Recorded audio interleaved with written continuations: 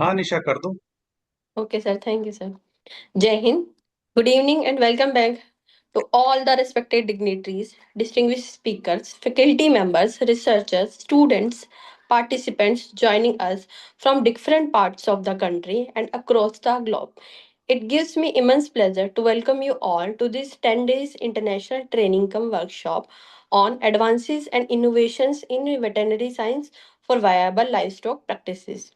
This international training program is being organized by the College of Veterinary Science and Animal Husbandry, Jalukie, Nagaland, under the esteemed Central Agriculture University, Imphal, with collaboration of Agriculture Forum for Technological Education and Farming Society and the Vital BIOTECH Educational Group.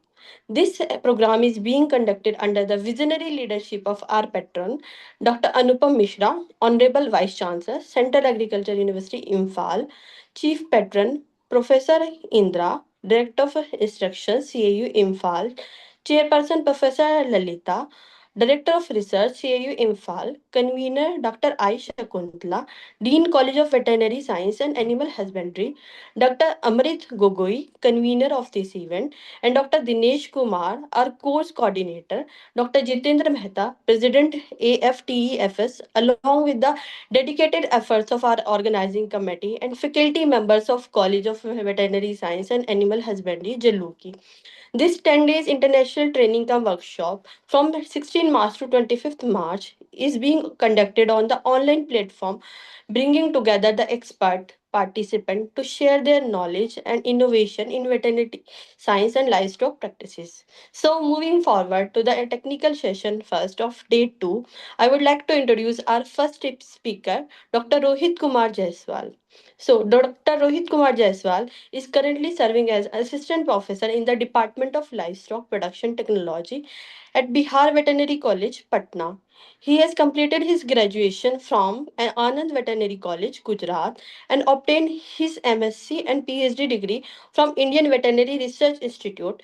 With over 6 years of experience in teaching, research, and extension activity, Dr. Jaiswal has made significant contribution in the field of animal husbandry. He has published more than 20 research articles in reputed journals and authored more than 2 books at present. He is also serving as principal investigator of an externally funded research project supported by DBT.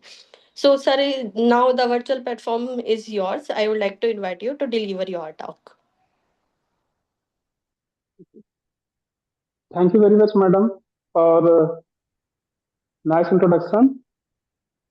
So, good evening, one and all. The topic assigned to me is livestock product quality, value addition, and food safety. Although the topic combines three broad topics, that is livestock product quality, value addition, and food safety. So it is a very broad topic, but I will try to cover it in 45 to 50 minutes. So I think my slides is moving. Yes. Yes, thank you, sir. So if we start with the background for this topic, as per United Nations Food and Agriculture Organization, they have projected the world population by 2050 is around 9 billion numbers. And if we talk for India, so our population will reach around 2 billion by 2050. And present we are 1.4 billion number. So there will be increase around zero point 0.6 to zero point 0.8 billion number. And for this population, we have to think of food security, food sustainability, and in this aspect, livestock products will play a very key role, and it will fulfill the requirements for our dream project of our PM Modi, that is Viksit Bharat at the rate 2047. So, with this background, I am starting my lecture. And if we talk of livestock products mainly includes milk, meat, egg, wool, and their byproducts. Here, I will only discuss about milk, meat, egg, and their byproducts only. I will not deal about eggs. And the importance is that this livestock sector will provide you bioavailable protein, vitamins, and of course livelihood. So if we talk about the milk production pattern, because before going deep into this topic, we must know about the what is the current prospect of milk, meat, and egg in Indian scenario. So for year 24-25, the milk production for India was 247.87 million ton. And if we talk of the per capita ability for milk production, that is 485 gram per person per day. But the milk per capita ability is far more than the requirement of ICMR. That is 285 gram per person per day. So we are ahead of 200 grams. And if we talk of the growth rate for milk production in Indian scenario, that is 3.58% for year 24-25. And if we consider the species-wise contribution, so around 43% of the milk produced by uh, buffalo, after that 54% by cattle, and around 3% by goat. So these three species are contributing immensely to the milk production. And if we talk of the share of the milk production by various states, so top five milk producing states are Uttar Pradesh, Rajasthan, Madhya Pradesh, Gujarat, and Maharashtra. And these five states contribute more than the 50% of the milk production of India. And one point I want to mention here that we are production by masses. We are not producing in mass because our genetic potential of these cattle and buffalo, their milk productivity are very low. So we are producing by masses. After that, if we talk of egg production, so the egg production for India for the year 24-25 was 149.11 billion number.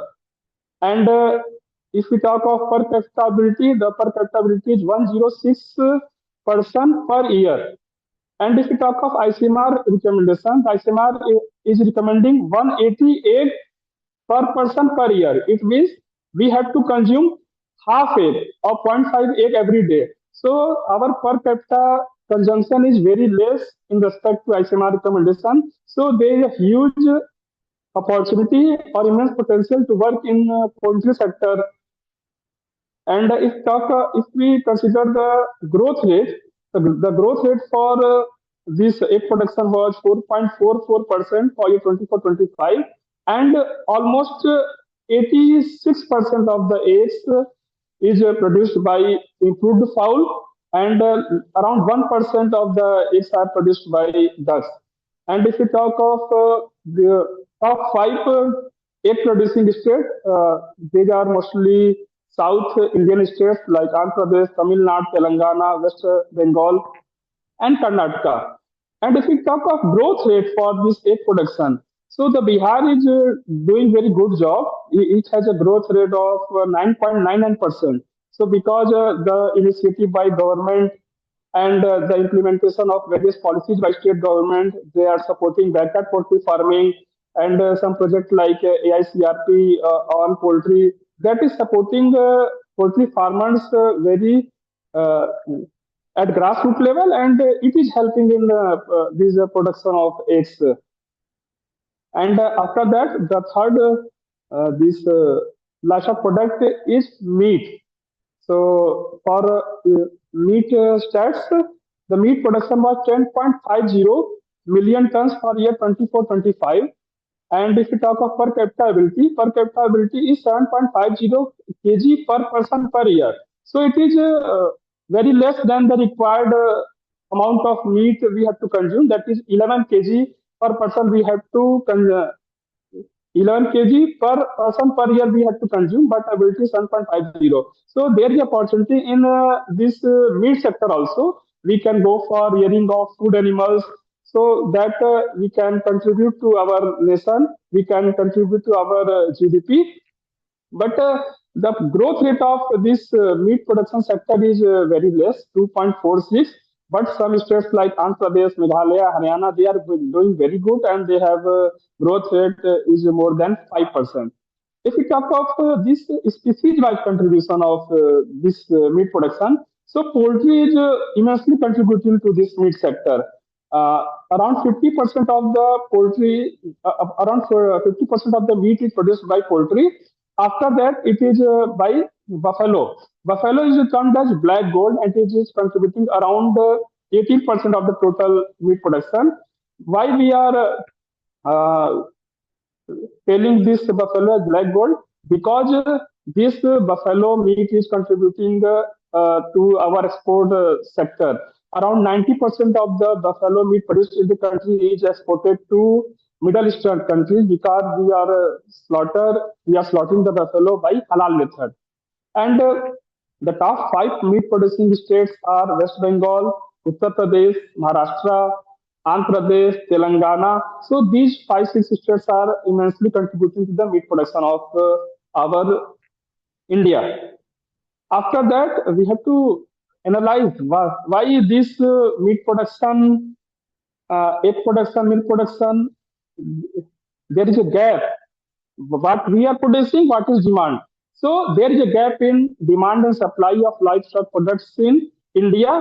And considering this demand and supply gap, we have to focus on livestock products quality control. Because if the demand is less and we have to produce more in numbers, so we have to focus on quality. Because now consumers are very aware, they are focusing on this quality control. They are ready to pay for very hygienic food, good food. So we have to focus on that. So first we have to analyze what are the factors so first is rapidly increasing demand. So if we talk of rapidly increasing demand due to population growth, urbanization and rising income levels, the demand for milk, meat and egg is increasing faster than our livestock production growth rate. Second point is production versus requirement gap. Although India is a leading producer of milk, that is 48 million tons, 149 billion eggs, the per capita ability and meat is still below recommended nutritional level, indicated a demand supply gap that I have already discussed for this meat and egg. Low productivity of livestock. Indian animal breeds have lower productivity, milk yield, growth rate compared to developed countries, limiting supply despite large livestock population. Regional imbalance in supply. So some states are producing surplus like Andhra Pradesh for egg, while others are facing shortages. That leads to uneven distribution and accessibility issues. Fifth point is poor infrastructure and cold chain. Inadequate storage, transportation, and processing facility leads to post-harvest losses and reduced effective supply. So after COVID, government has focused on this cold chain infrastructure management, and this Ministry of Food Processing Industry uh, is spending a lot of money on this development of cold chain infrastructure so that post-harvest losses will be very less or negligible. After that, next factor is seasonal and market fluctuation. So supply varies due to disease outbreak, heat cost, and seasonal factors, causing instability in availability and prices of livestock product. Changing food habits. Changing food habit is a major factor for this gap in demand and supply because increased awareness of protein-rich diet in boosting demand for animal products faster than supply can match. So these are the factors which create gap, and this gap is creating a hindrance in the quality of livestock product in supply chain. So why quality control of livestock product is needed? Because various factors are associated with livestock product, specifically with milk, meat, and egg. That's why control of livestock product is important. First one is high water activity. If we define water activity, so in simple terms, water activity means amount of water in particular food that is required for growth of microbes present in the food. So this milk, meat, and egg have high water activity. So that's why here these microbes can grow easily. So we have to take care of these livestock products. Rich nutrient content. The milk, meat, egg are rich in protein, fat, vitamin, mineral, making them an ideal medium for microbial growth and contamination. High, high perishable nature. These livestock products spoil quickly if not handled, stored, or processed, requiring strict quality control measures. Risks of foodborne hazards or diseases, contamination by pathogens during processing, packaging, can cause serious health hazard to consumers. That's why we have to take care of quality control, quality and consumer acceptance. So, for proper quality control ensures desirable attributes like freshness, taste, texture, and safety, maintaining consumer trust and market value. So, these are the factors which are contributing to the decrease quality during supply chain, during the storage. So we have to take care of these factors so that the quality of the product can be maintained from farm to fork. So these are the basic quality attributes of livestock product. This is very basic. You all know very well, but the topic itself indicates that livestock product quality. That's why we have included. So for milk, the nutritional quality that is rich in protein, that is casein protein, whey protein, casein is 80%, whey is 20%, high calcium content, vitamins like A, D, vitamin B12. It contains fats, so it can utilize an energy source. If we talk of meat nutritional quality, it is a high quality protein, around 20 to 22% protein is present in meat, rich in biological iron. Iron we can take from tablet, but the iron which we are getting from meat itself, it can absorb very easily from our gut system. It is a very significant source of zinc, vitamin B. It contains fat. So, and this fat content will depend upon the species.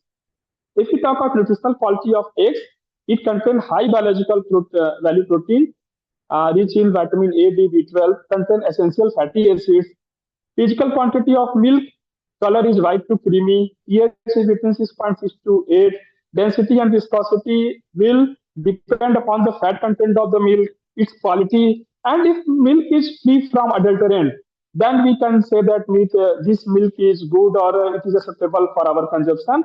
If milk is adulterated, we can't consume it. So our government, our institutes have come up with various field-based tests by which we can find out the adulterates at field level in milk.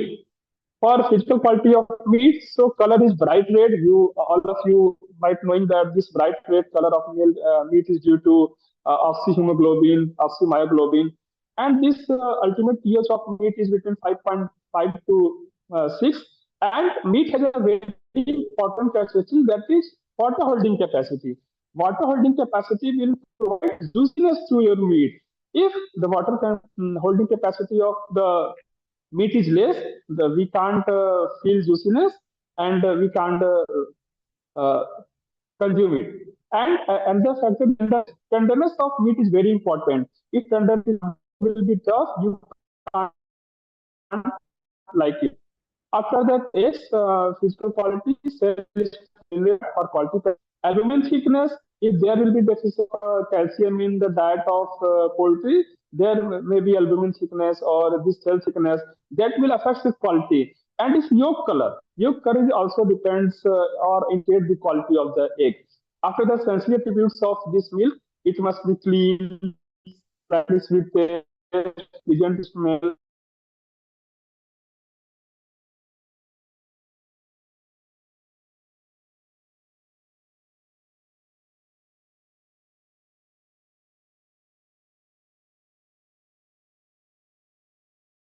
addition can be done with the help of several processing techniques, several preservation techniques, packaging techniques, and with the help of fortification, nutraceuticals, we can apply on it. And India has a huge livestock production, but value addition is still developing, offering huge economic opportunity. And we are very we can say that we are very behind this value addition of livestock product. So, what is the significance of this value addition? So, value addition will increase farmer incomes.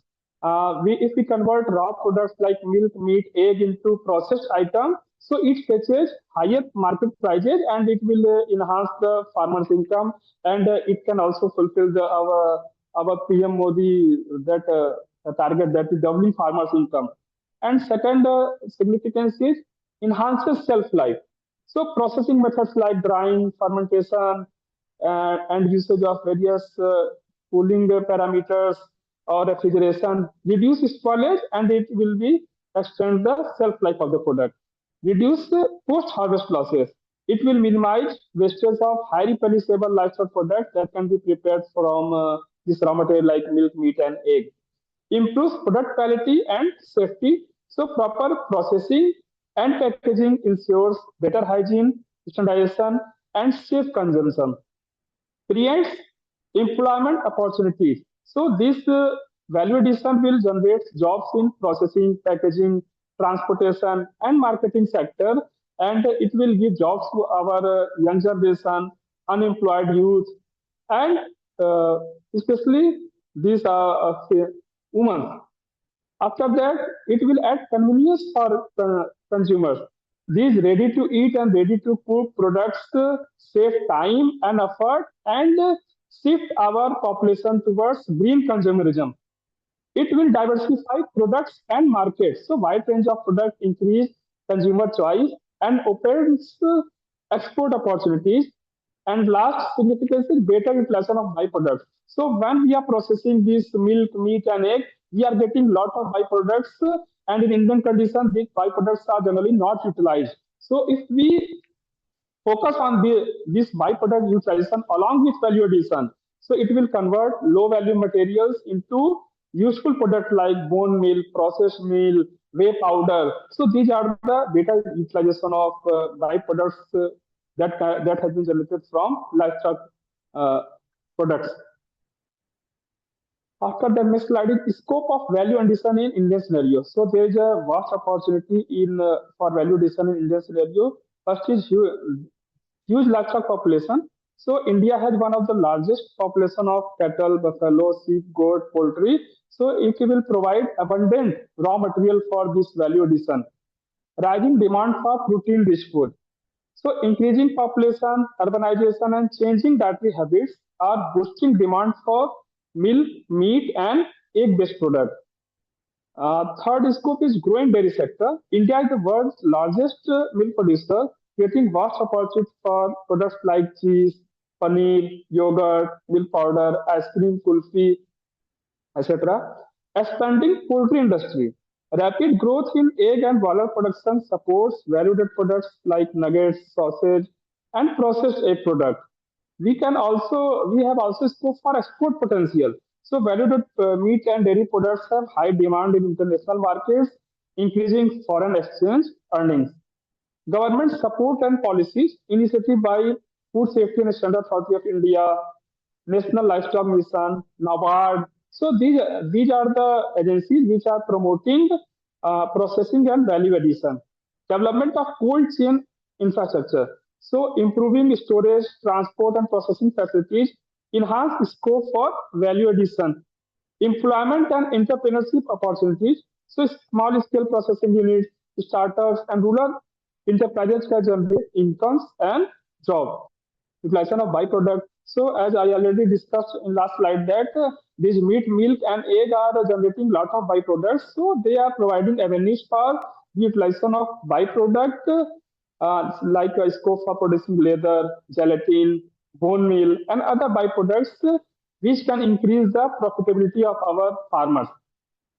So, so the topic was value addition of livestock products. So I have focused on three these milk, meat, and egg. So value addition of milk, for example, cheese, that is conversion of milk into fermented longer shelf life product. Butter and ghee, these are fat enriched product with high market value. In market, the ghee, organic ghee is costing around 1,000 rupees, 1,000 per kg, 1,200 rupees per kg they are costing. Third are yogurt, these are fermented products with probiotic benefits. Ice cream, flavored frozen dairy product, milk powder like dehydrated milk for long storage. So these are the general examples which are used in validation of milk. And what are the benefits of these value addition for milk? These will increase shelf life, improve taste and variety, and higher market price our this farmer or processor will get. So this is regarding value addition of milk. After that, value addition of meat. So if we go in value addition, we get a different type of meat product. So like sausage, that is minced meat with spiciness and preservative, that is packed in caging. Nuggets, nuggets and meatballs. These are counter meat products. They are coated and ready to cook products. Canned meat products we can prepare that have shelf life, long shelf life. Pickled meat, preserved meat using salt and spices that have shelf life similar to the achar which we are made from several vegetables and fruits. Dried meat or meat powder we can generate which have uh, longer shelf life. So, what are the benefits? Better utilization of low value meat cuts, convenience, that is ready to eat, ready to cook, provide convenience to our consumer, and it gives a way to green consumerism. And overall, this value addition of milk and meat products reduced spoilage loss and post harvest loss. After that, next slide is value addition of eggs. So in eggs, egg powder we can prepare, that is dried whole egg, dried whole yolk or dried whole albumin we can prepare. We can also prepare liquid egg products, that is pasteurized and packaged. Flavored boiled egg we can prepare. Even colored egg in markets now it is available, that is ready to eat product. Egg-based product like mayonnaise, bakery items we can prepare, and even Indian condition we are seeing that a lot of these value-added products in market are available like boiled egg, colored egg, omelets, curry. So these are the value-added products, and we are consuming it on regular basis. So what is the benefit? Easy storage and transport. This will enhance shelf life, and these have industrial and commercial value. So apart from this milk, meat, and egg, the byproducts generated from this milk, meat, and egg have huge and immense potential. In India, we are not much focused on these topics, but from this byproduct, we can generate the raw material for pharmaceutical industry, raw material for this gelatin and glue industry. We can even prepare some uh, articles from our cosmetics. So there is a huge and immense potential. So we have to focus on this value addition. Our government, our institutions have to focus on the utilization of byproduct, and because this will increase the farmers income one side, and it will decrease the pollution, because if these byproducts will not be utilized, it will be dumped into ground, or it will be released into water body, so it will enhance or increase the pollution. So we have to focus on this topic, because it is a very burning issue nowadays. After that, what are the government supports for value addition from Indian government? So there are various schemes that is going on by government of India. So first one is infrastructure development scheme. In that, animal husbandry infrastructure development fund that was announced in Atmanirbhar Bharat Abhiyan during the time of COVID, and it is still going on. So this fund will provide fund for dairy processing, meat processing, and trade units. It will encourage private investment in value addition infrastructure. In infrastructure development scheme, second is dairy processing and infrastructure development fund that will support modernization of dairy plant and production of valued dairy products. It will provide interest subvention on loan. Second is dairy development programs. So in that, first is national program for dairy development that will promote milk processing, chilling, and marketing infrastructure that will improve quality and increase sale of valued dairy products. And these dairy development program will support to dairy cooperatives and food processor organization. And with the help of this, they can enhance their processing, branding, marketing of milk and milk products. Third scheme is entrepreneurship and subsidy schemes. In that, Pradhan Mantri Formulation of Micro Food Processing Enterprises (PMFME), it will provide credit-linked subsidy and 50% support for branding and marketing, support small units for processing meat, milk, and egg. In that, National Livestock Mission is also the part of that scheme that will provide up to 50% subsidy for poultry, goat, piggery, and fodder value addition units. Fourth is financial assistance and subsidies. So this will assist in the help of subsidy up to 50 lakhs for setting up of livestock-based enterprises. And it will encourage establishment of dairy farms, meat processing unit, egg processing unit, poultry units, etc. And fifth one is skill development and training. So training programs for farmers and entrepreneurs in the processing techniques, packaging and branding, food safety practices. So this skill developmental training is also essential because after loan or after financial benefit, the stakeholders require these training programs for performing their activity in a very good way. After that, value chain and market support. Development of cold chain infrastructure, storage and transport facilities, because this is also required because this will provide place and time utility to our product, and it will also support branding, packaging, and export promotion. Cooperative models like Amul, they help in this processing and marketing of this support. After that, the last topic is food safety. So food safety is also important. First, we have talked about livestock product quality. After that, value addition. And third component is food safety. These all three topics are interrelated. So in last, we had to know about food safety. So food safety is not a new term. All are knowing food safety. So food safety means it refers to potential hazardous agents or contaminants that appear in food and that can cause foodborne illness. So that's why we are doing the process of pasteurization, sterilization. So what is the purpose of that processes? Because we can destroy these microbes and storage microbes.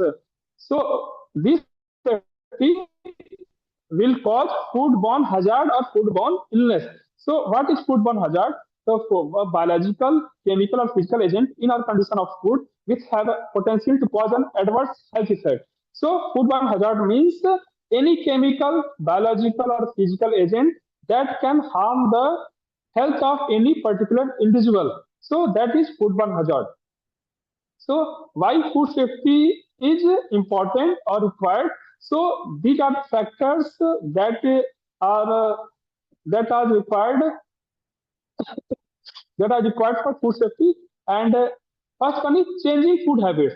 As we know, now consumers are very aware, and their consumers are very aware about veg products, non-veg product, processed product, nutraceuticals, and even fortified food. So the habits consumer is now changing, and the consumer are mainly focused on protein-based food, and the consumers are decreasing the carbohydrate in their diets. So this is the major factor in food safety. Why these changing food habits will cause this foodborne hazard? Because if consumer will focus on protein-based diet, so there is an increase in demand for this meat-based product, milk-based product. So supply is less. So they can adulterate it or they can compromise the quality. So that's why this changing food habit can affect the food safety.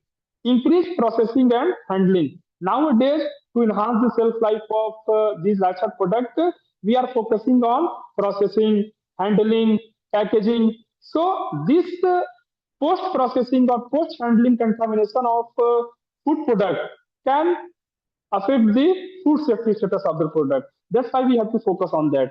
Changing process and product. Nowadays, due to innovation or advancement, what are happening? There is a change in the processing of product. There is a change in this packaging of product. Now consumer wants that food must be convenient to transport, convenient to eat. So there is a chances of breakup of this food safety status. So we have to focus or we have to very aware about this. And this globalization of food trade. So this globalization of food trade is a very pertinent factor in compromisation of food safety, because if the product moves from one country to another country, one state to another state, or one district to another district, there might be chances of this carrying of this pathogenic microbes from this product from one country to another country or from one place to another place. So we have to take care. We have to stick to the guidelines issued by different agencies like APIDA or FSSAI. So by this, the food safety can't be compromised. After that, what are the stakeholders involved in food safety? So, if we talk of food safety, so all the persons, all the stakeholders from point of production to point of consumption, they are involved in controlling this food safety. So industry and farmer organization, they are the real stakeholders. They in the processing or in the production of food products. So from at the point of production, we have to take strict biosecurity measures. We have to follow good hygienic practices, good processing practices, so that the food safety or food hygiene can't be compromised. After that, these government agencies like FSSAI, APIDA, or these regulators, they have to very strict about their guidelines. They have to strictly imply these guidelines to all over the country. After that, if government is facing any problem, if industry or farmers is facing any problem, then we have to approach these research institute or laboratories for solution of their problems, by which the food safety can't be compromised. So this is the pathway, or this is the scenario we have to focus on it for the management of this food safety in Indian scenario. After that, food safety in livestock products market. So India has been identified as the hotspot for threats from genetic disease among Indian people, and this India is emerged as the country at greatest risk globally based on analysis conducted of the interface of the three key factors, mainly poverty, rapidly changing livestock system, and the prevalence of genetic disease. So genetic disease arising from this food safety compromised status can create a havoc in our supply chain. And after the disease transmission through livestock products like salmonella and parasitic disease in meat, brucellosis and tuberculosis in milk, pathogens causing diarrhea in children from food. So these disease transmissions can happen in through this food. In India, Escherichia coli and Campylobacter contamination in some meat products at up to 50% among the other pathogens. So these E. coli and Campylobacter, even these are important pathogenic microbes we have to take care of. After that, aflatoxin may occur in milk from animal feed, contaminated feed that have even carcinogenic effect also. So these are the some general factors we have to consider during food safety in livestock products marketing. After that, what are the challenges which we have to take care of this food safety? So, for production of safe and quality livestock product, we have to produce healthy animal. So, for healthy animal, we have to go for specific rearing of food animals. In Indian scenario, what we are doing, we are not producing food animals for meat. We are producing just animals. First, we are taking milk from it. After that, the milking period is over. We are just slaughtering it in slaughterhouse. So we have to focus on this specific rearing of food animals. We have to generate backward linkage and forward linkage in supply chain. We have to produce disease-free zone for export-oriented this milk, meat, and egg products. We have to control these transboundary diseases. So if we focus on these aspects, we can produce healthy animal, and from this healthy animal, we can produce safe and quality livestock product. Apart from this, we have to go for surveillance of foodborne and genetic disease. We have to risk assessment and microbial standards. We have to go for traceability also. In Indian scenario, the traceability, the scope of traceability is far more, because the some livestock farmers or some livestock these organized dairy farmers are using this. So we have to apply this traceability, by which our food safety work will become very easier. We have to improve the slaughterhouse facility. We have to make our slaughterhouse at par with state of art slaughterhouse, where all the facility will be available, and and the products will be able to compete for international markets. We have to monitor the antimicrobial resistance, because this is also burning issue. If we not monitor this antimicrobial resistance, it will cause resistance, and we have to face problems in our management of our common diseases. So after that, this role of hazard analysis and critical control point. So hazard analysis, critical control points have a very pertinent role in this control of this food safety. So first one is prevent food safety hazard. If we apply HACCP in any plant or from point of production to point of consumption.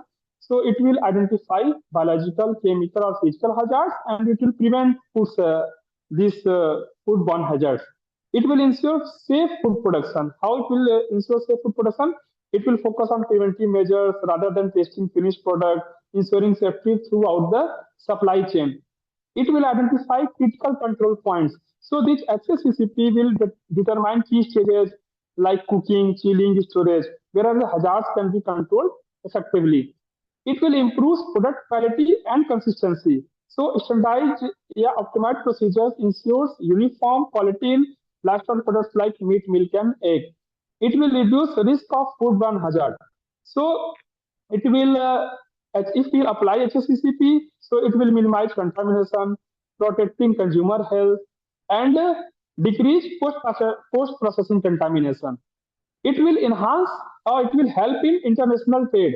So HACCP compliance is often required for export of meat and dairy products because if we follow these guidelines of HACCP, we will document the procedure, and if the documentation will show that our product is good, so our international market will accept our product. It will also build consumer confidence. So HACCP assures consumers that food is produced under strict safety control, and it will give quality assurance to the consumer. After that, role of FSSAI in controlling or management of food safety. So FSSAI will help in setting up of science-based standard for food products like meat, milk, and egg to ensure quality and safety. Regulation and licensing is another role of FSSAI. So this FSSAI will issue license and registration for food business operator and ensure compliance with food safety laws. FSSAI will also monitor and inspect these food safety issues. So it will conduct regular inspection, audits, and surveillance of food processing units, slaughterhouses, and dairy plants. It will also control contamination and adulteration. If the FSSAI will set science-based standards, so it will set limits for additives, contaminants, pesticide, antibiotic residue, so that health risks can't happen.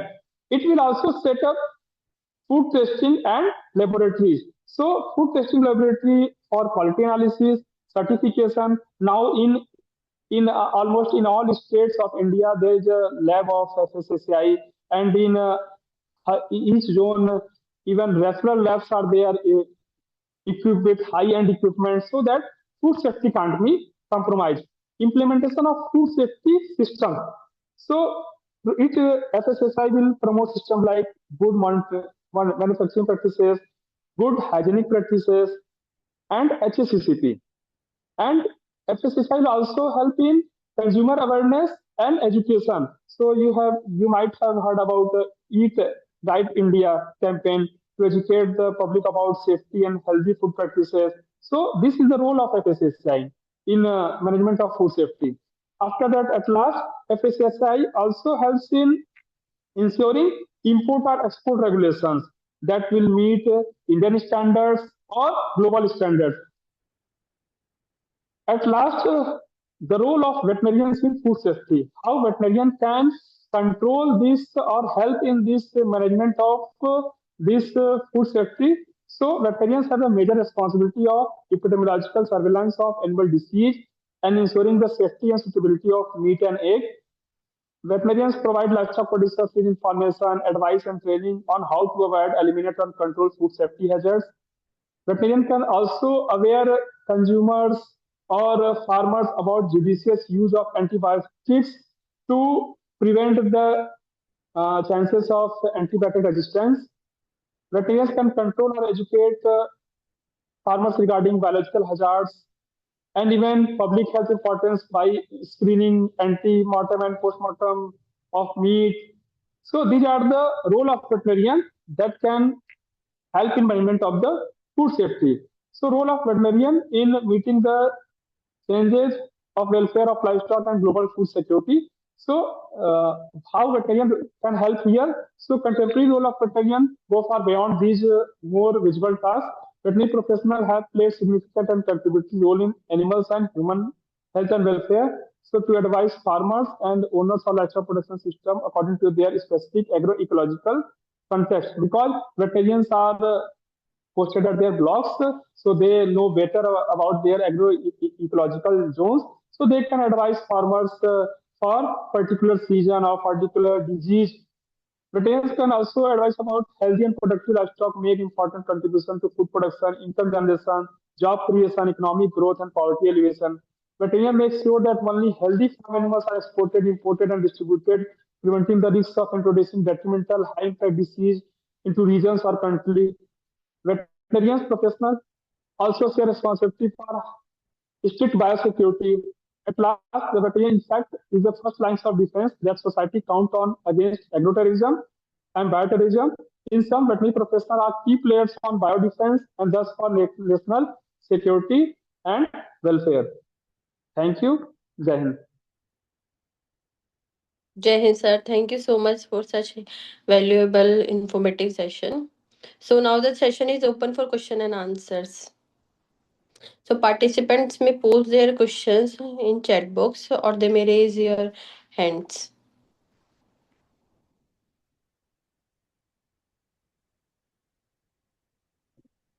Participants are requested to please post your questions in chat box.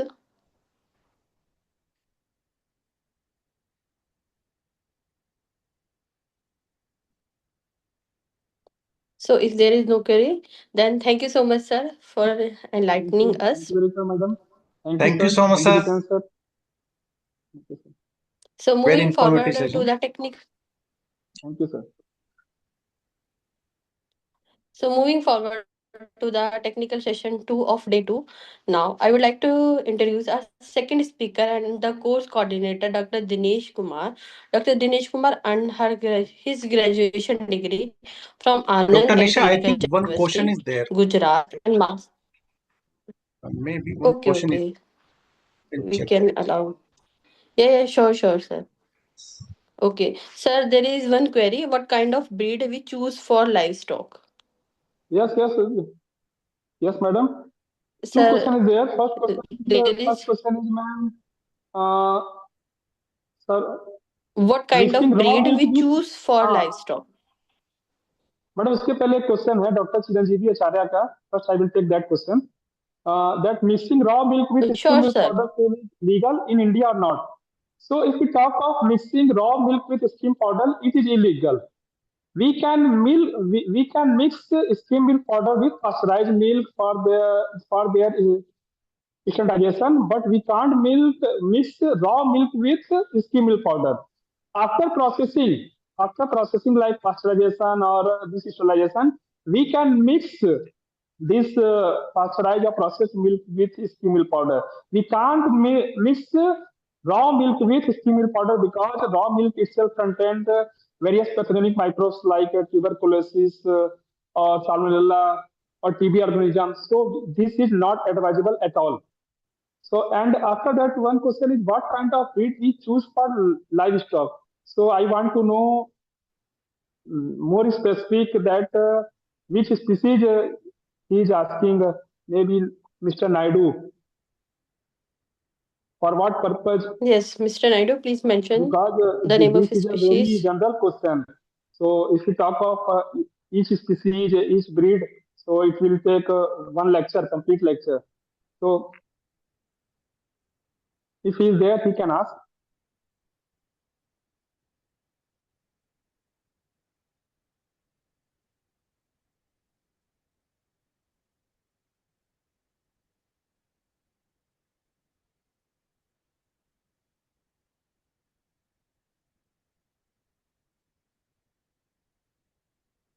Sir, one more query is there from Dr. Chiranjeevi Acharya.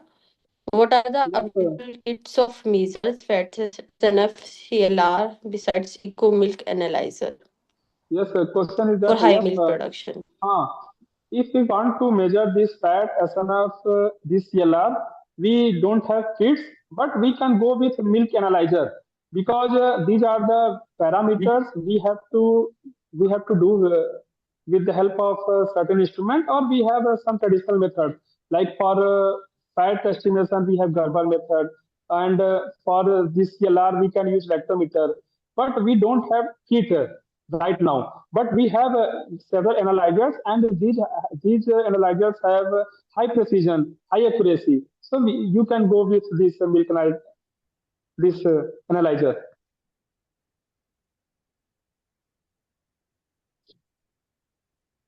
That Vinadu has written that for high milk production. So for high milk production in buffalo we can go with Murrah, and in cattle we can go with Sahiwal, Tharparkar. Even crossbreeds we can go like with SF and this Jersey. So we can get milk in very huge amount. Sir, Dr. Chiranjeev is asking, the beside milk analyzer, is there any other method, or as analyzer cost about 50,000? So he's asking about what will be the cheaper one. Cheaper, if we want cheaper method, so we can go with this traditional method. Traditional method is very cheaper, but it will take time. But if we want results in 1 or 2 minutes, we have to go with this milk based equipment or this analyzer.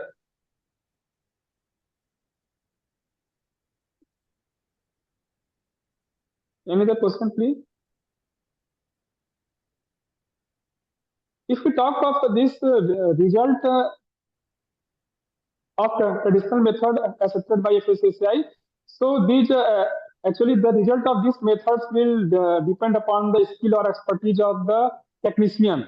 So if on repetition we are getting very good results, we can go ahead with for documentation. But on legal ground, he is asking. So on legal ground, FSSAI is accepting the results from this analyzer and a BL accredited analyzer. So we have to go ahead with this analyzer only.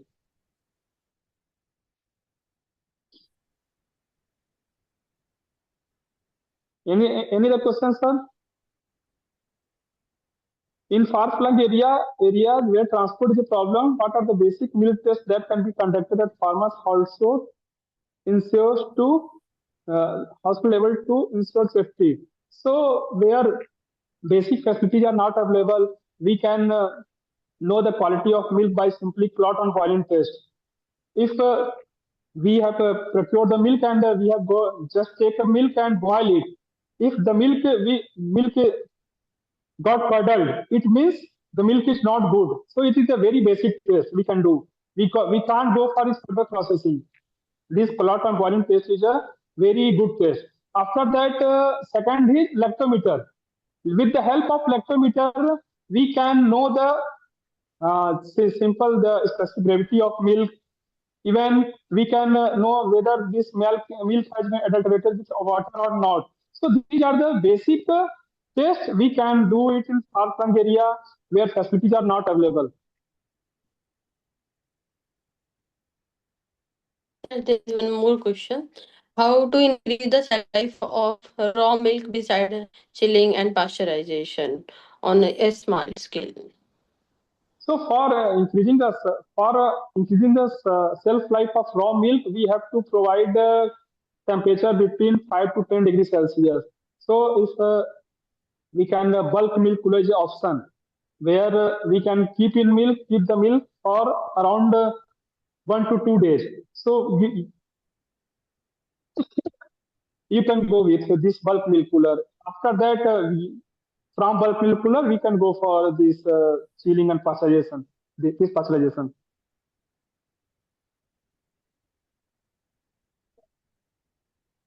Because this milk And is it is a very besides chilling, there is no option because if we can't provide this chilling or this pasteurization, we have to go for this boiling of the milk. Because this raw milk we can keep at room temperature for 3 hours only. After 3 hours, if we will not process the milk or we can't, if we will not store the milk at this chilling temperature, the milk will spoil. So there is no option. We have to provide this temperature 5 to 10 degrees Celsius. If we are not able to provide this chilling temperature, we can go for boiling at definite interval. After 3 hours, for 3 hours, if we boil the milk for the 3 hours, that milk will be stable. If we will not able to provide the chilling temperature, that milk will spoil. Okay, so there is no option. We have to either go for boiling at particular time interval, or either we can chill the milk at temperature ranges between 5 to 10 degrees Celsius. There is no option.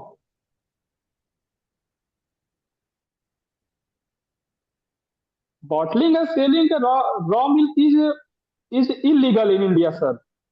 We can't sell any milk without processing. So if want to sell the milk, we have to process.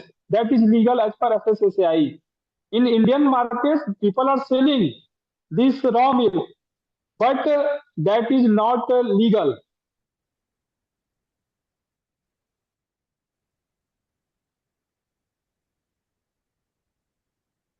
Any other question from participant?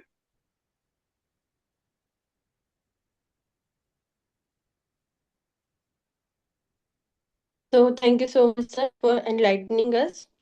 Thank you, madam. Thank you very much. So moving forward to the technical session 2 of day 2, I would like to introduce our second speaker and the course coordinator, Dr. Dinesh Kumar.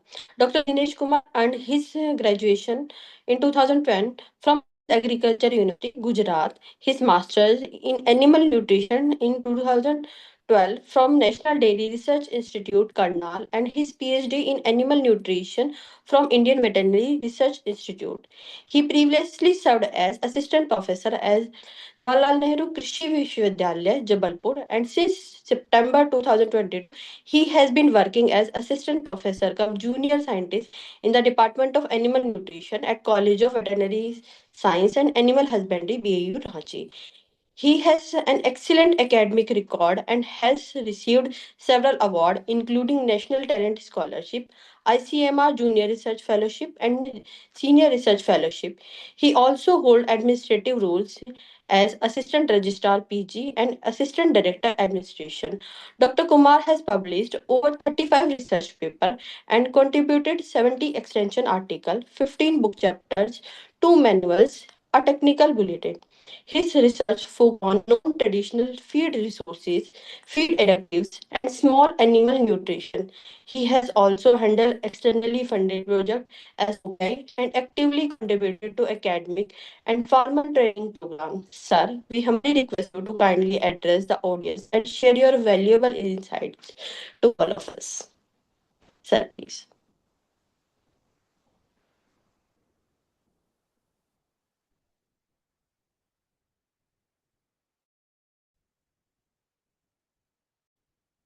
Good evening, sir.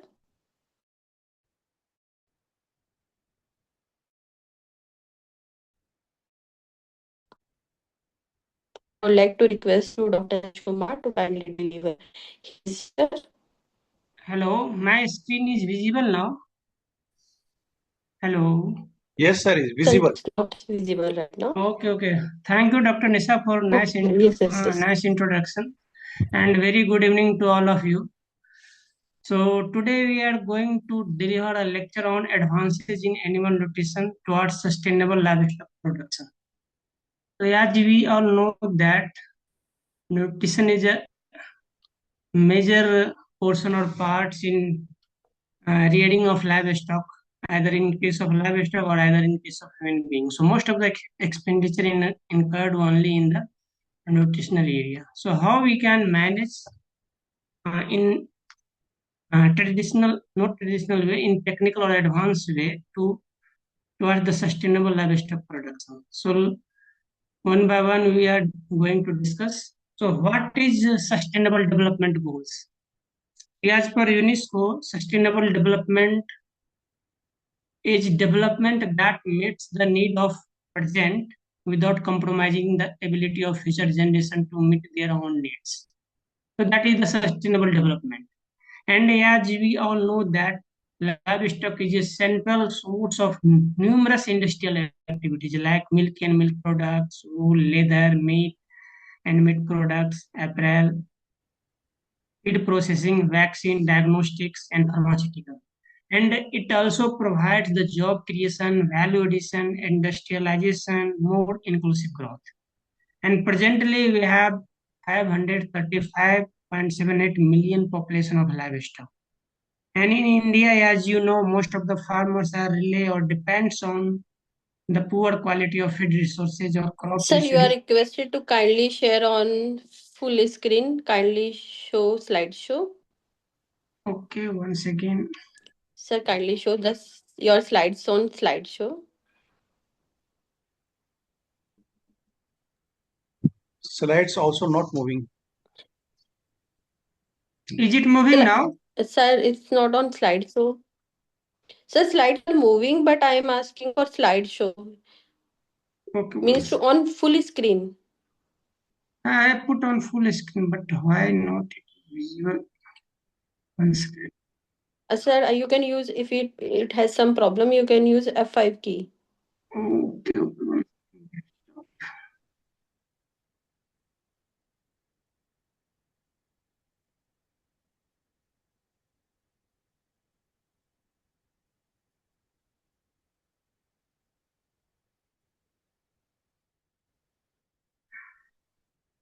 Now is it is on full screen mode?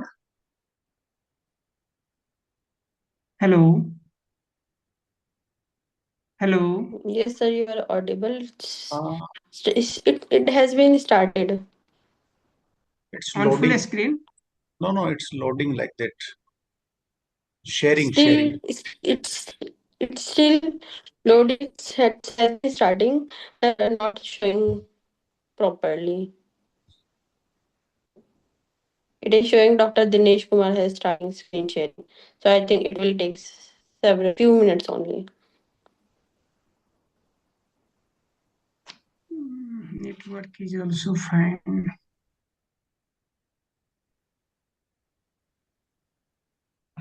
Is it visible now? Full screen mode. No, no, actually still sharing, No, it's not. screen Yeah. sharing like that only. Do it Now, again. Do it again, sir.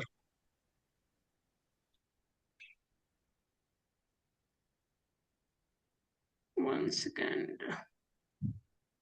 Now do it again. Close on.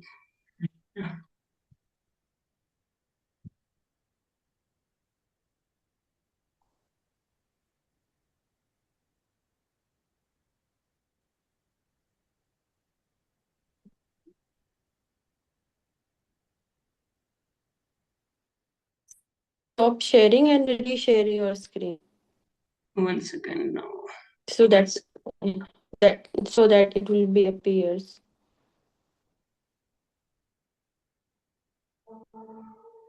Now is it visible on full screen mode?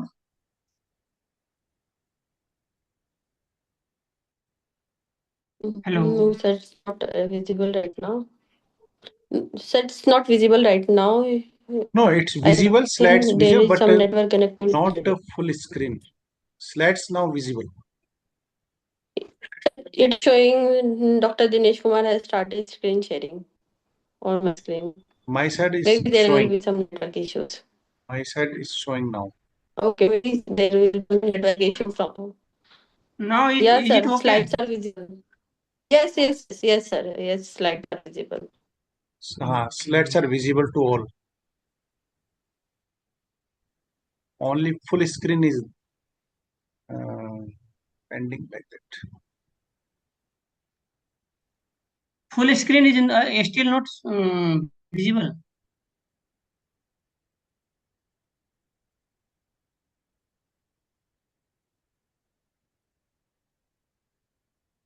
Hello. Ah, Is it visible now? Yes, sir, slides are showing on the screen, but the slides not on slideshow mode. Full screen is not visible. You can go to the tab slideshow.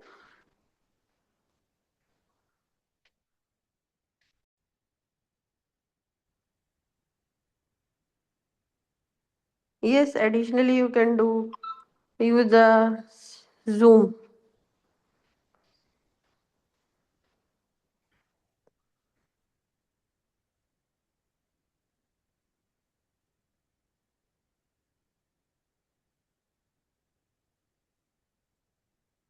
Sir, if you have the slides, sir, Jiten sir, you can also share so that the slide will be clearly visible to the all Okay, I can do that. participants. Otherwise, Because now is it visible? the slides are clearly visible, but on not on slideshow mode because it's not I on put full on the screen. slideshow now. but you can share me that slides on WhatsApp so I can do. Sir, you can Otherwise, sir, other you can increase the zoom that is ah on 70%, so that it will be clearly visible to other yes, participants. right. Now is it fine? Mhm. I think we can proceed with the Okay, do it, sir. continuation. Proceed. If there is any difficulty, then we can discuss with the participants Ji, and ji, ji. you. Okay, continue, sir. 1 second. Moving now. This No, is sir. first I slide. think This is first slide. This one. No, first slide only. Jiten sir, may I request you to kindly please collect the slide and share from your side so that it will Now be second slide. easy Yes. for. Now second slide. Okay. 1 second.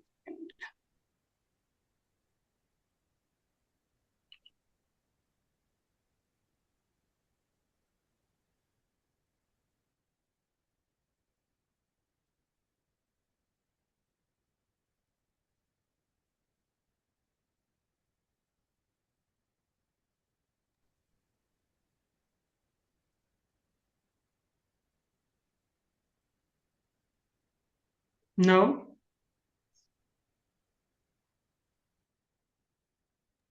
Sir, Hello. it is showing your folder training and conference AU. It's showing your folder of desktop. This is your folder.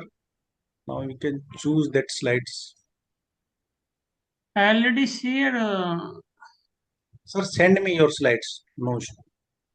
Okay, I'm just attaching. On WhatsApp only or mail.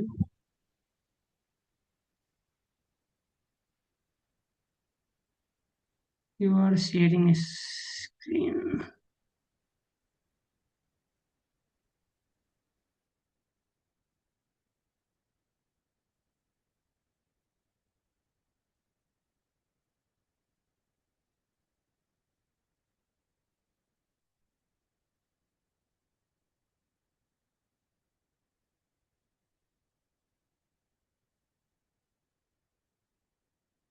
Now is it visible? No, your folder only visible. 1 second.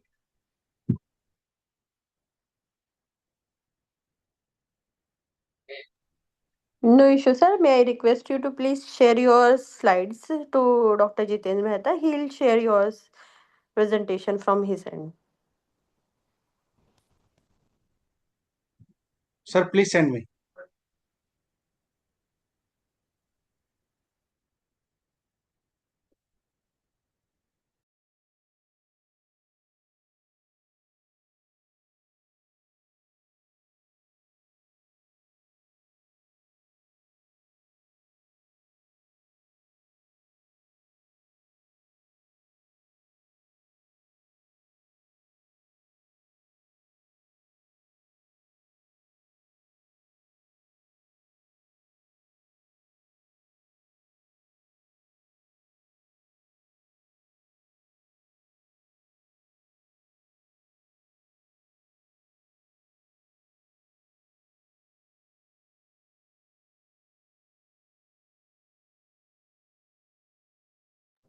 So now it's showing. It's on second slide. So now you can start your lecture. Dinesh sir, mm, am I audible to you? You can start, sir.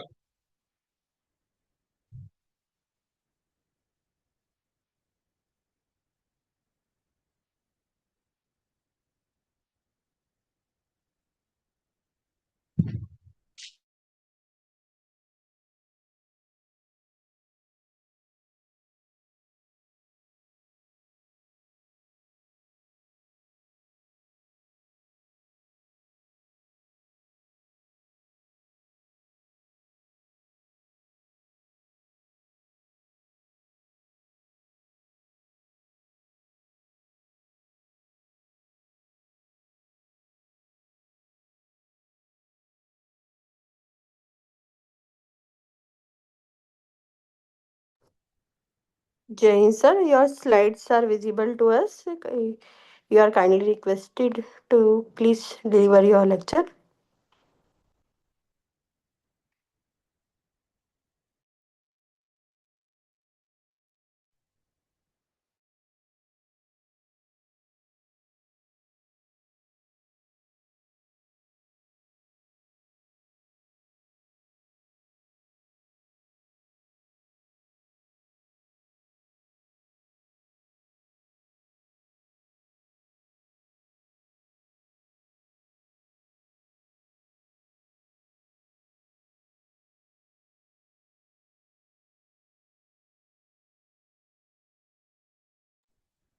Am I audible to you? Good evening, sir. I think maybe we need to wait for 1 to 2, 3 minutes, maybe. Yes, sir. I think there is some technical issues, so Now it's there. participants are requested to please wait.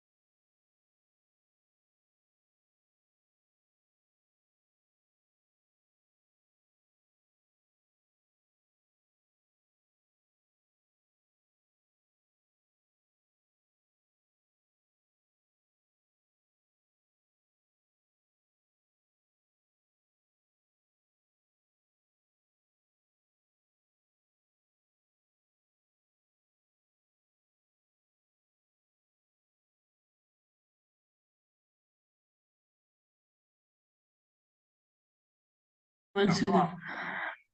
So sorry for technical error. Visible है क्या अभी? Yes, visible introduction Yes, slide. sir. Yes, sir.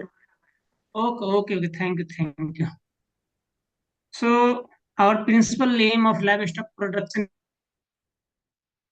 is to deliver safe food for human consumption and taking the due consideration of animal welfare, environment, consumer mindset, and food safety.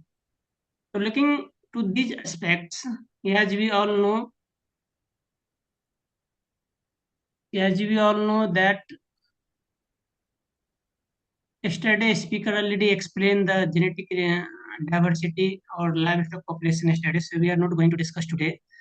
So overall, India having number one in the livestock population, and there is 4.63% growth in the overall livestock population. So main focus is here that India is facing huge deficit of dry fodder, green fodder, and concentrate. And different agency reported different level of deficiency. So in 2015, as per NIANP 2012, so there is 21% deficit in the dry fodder in 20. So this is the expected only. And as per ICAR handbook, so there is 44% deficit in the concentrate feed, 38% deficit in the green fodder, and 11% deficit in the dry fodder. So because of that, we are suffering from the adverse impact on the livestock production. So if there is any imbalance in the feeding to the livestock, that will lead to the slow growth and delayed age at first calving, then shorter productive life, low milk production, lower profit to the farmers. There is a carbon footprint, carbon. Okay.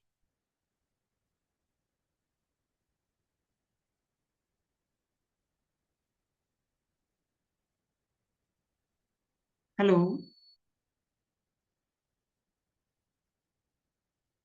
Sir. Hello. I have Yes, done that sir. full screen mode. I have done. Okay, Which okay. slide? Just Which slide number, sir? uh, Please tell me. 4 or 5. Okay. Next, please. Next. Next. Next. Next. Yes, yes, yes. Yes, yes, yes. Keep that one. So if no, no, no, no, no, no. Previous one.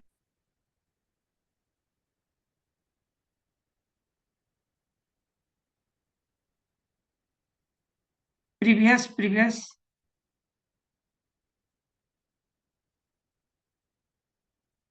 Yeah.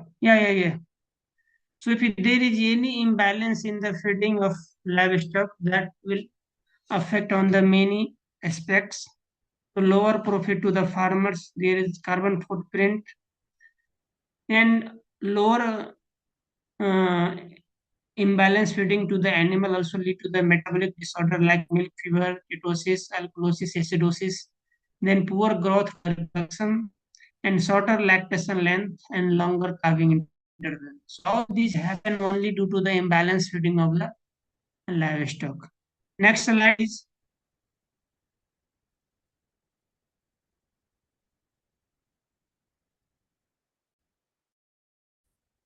this is a glimpse of major livestock products. Recently, data released by the Animal Husbandry Department, Government of India. So there is present milk production is 247.87 million ton. Likewise, per capita availability is also increases 485 gram per day. Egg production increases 149.11 billion numbers, and per capita egg production is 106. So these all already explained by the previous speaker. Next slide. So to support this huge production level, we have to feed the animal in a scientific way in advanced technological manner to support the huge production.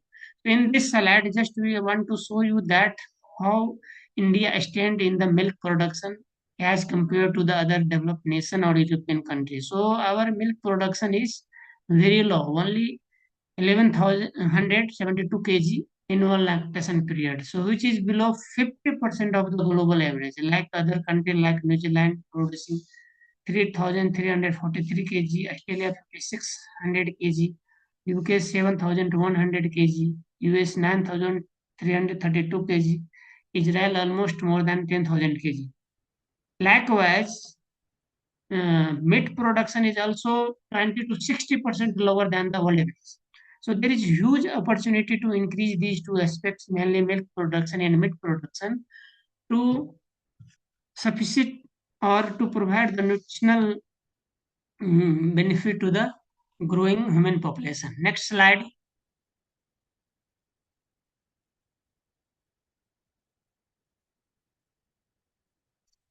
So here is the world scenario of milk production. So India stand in the first rank, almost contributing 23% of the global milk production.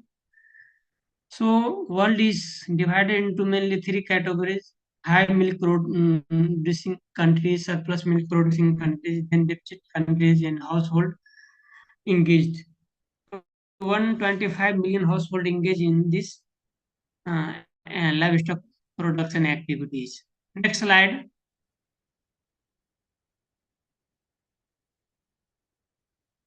So what is the different aspects of low milk production and what is the main drawback or reason behind this low milk production? Obviously, there is huge population of nondescript breeds in the India, and there is also simultaneously shortage of feeds and fodder, then poor nutritive value available to the feeds and fodder to the animal, then low fertility rates, destruction of grazing lands, increasing human population day by day, and competition between animals and man for the available feed resources. So simultaneously, this factor definitely affect the animals towards the low milk production in India. So next slide, please. So what is the basic or advanced technique that will increase the production of milk in India? We will discuss later on. Next slide, please.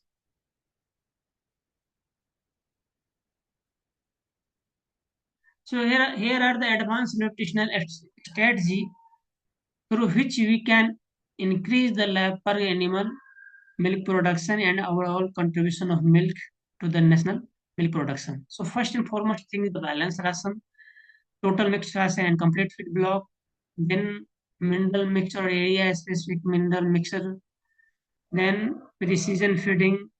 After that, proper use of modifiers such as enzymes, prebiotics, probiotics, antioxidant, mold inhibitor, and other feed additives. Apart from that, we are also using nowadays Azolla, hydroponics, or seaweeds.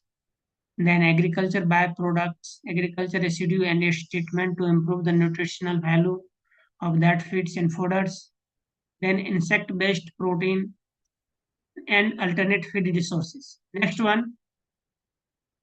So there are emerging 20 aspects we are listing here. But next slide, next slide.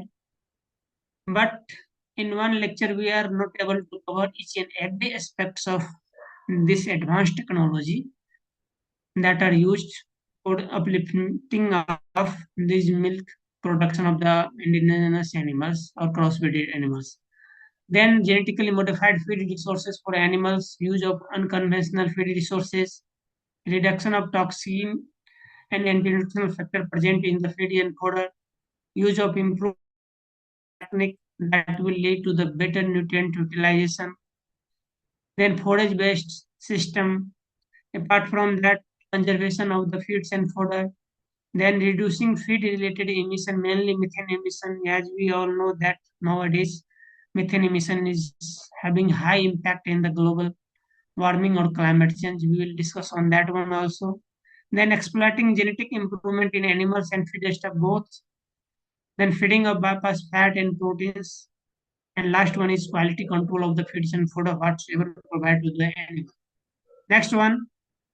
So by utilizing all these points or method, we generally certainly increase the livestock production as compared to the other developing country or developed country. So first and foremost thing is balanced ration feeding. As we all know that Balanced ration is that ration which provide the enough protein, energy, minerals, vitamin from dry or green fodders, concentrate, and mineral supplements that will fulfill appropriate quantities to enable the animals to perform optimally and remain in healthy condition.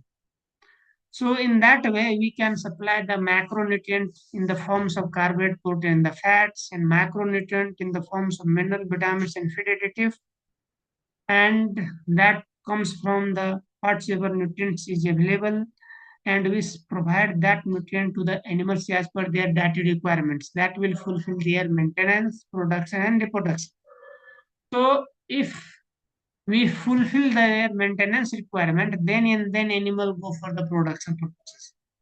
Unless and until animal requirement is not fulfilled, then their production is under performance level. Next slide. So this is the huge challenge to formulate the balanced ration at the farmer's doorstep. So why we go for the balanced ration feeding? So there is various reason behind that one. If we feed the poor quality roughages, that will lead to the more acetate production, which contributes higher methane production. And as we know, methane production lead to the 2 to 15% of the gross energy losses, and that will lead to the global warming. And also it reduces the microbial protein synthesis. Next slide. So because of that, we can feed the balanced ration to the animals. Next slide. So for formulation of the balanced ration, we have the certain information. We should at least know the certain information. Then we can formulate the balanced ration. First is the available feed in that area where we want to formulate the balanced ration. Then nutritive value of that feeds we must know. Then feed cost. Then nutritional requirement of the animal as per desired goal. Either animal is in the maintenance, dry condition, or either it is in lactation or feeding tests. So we must know the nutritional requirement of that stage of the animals. Then other requirements or limitations such as minimum fiber should also if we effectively present in that ration. Next slide.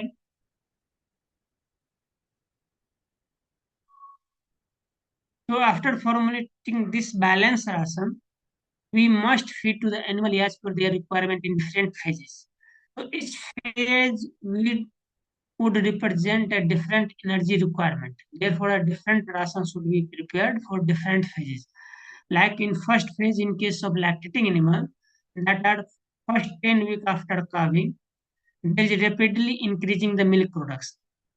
But cow are not able to consume enough dry matter because because of the stress condition of the calving and digestive disturbances.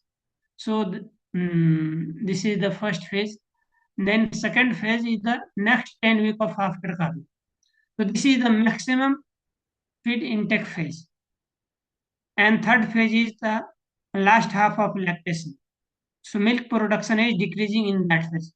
And if we want to sustain that milk production, accordingly we can feed to the animal as per their nutritional requirement.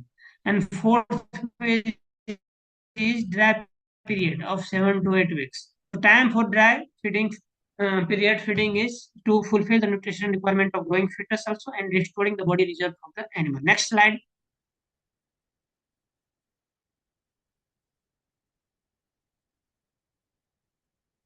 And timing of feeding of different feeds. So yeah, generally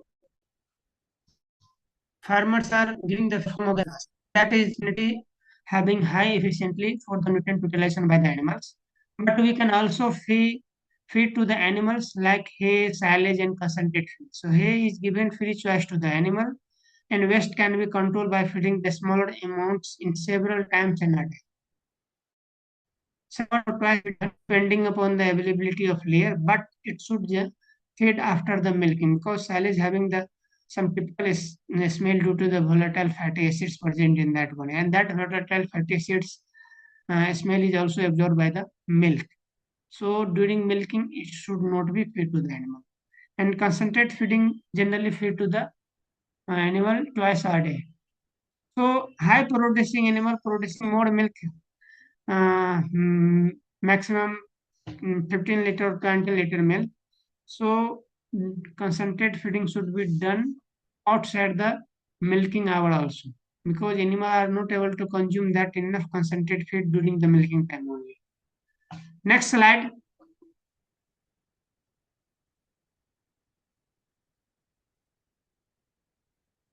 There is a step in the ration balancing for lactating dairy animals. First and foremost thing is not formulate the diet or ration that can maximize the production of the milk. Formulate the diet that can efficiently produce a good amount of milk and its component. So keep this point in the mind while you are formulating the balance ration to the animal in the question. So first and foremost thing is the what is the probable diameter entering of that animal. Second is the nutrient requirement of that animals. And third one is the whatsoever amount available ingredients that must be fed to fulfill the nutritional requirement of the expected diameter limits. So these are the three basic things towards the balanced ration formulation to the animal in the question. Next one.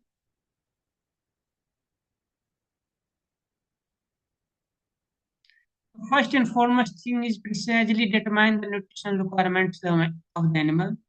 Then balance the energy nutrition, protein nutrition, and lastly minerals and vitamin requirements of the animal. Next slide. So what is the advantage of feeding that balanced feed? So there is the increase in the milk yield and the fat percentage, higher growth rate and reproduction, increase of lactation length and reproduction of the calving intervals, then reduction of metabolic disorder, mainly the milk fever and acidosis or ptosis, higher growth rate in the young animals, early age at the first calving, longer productive life of the animals, then reduction of environmental pollutants, and higher profit to the farmers. So these are the basic advantage of feeding the balanced ration to the animals. Next one.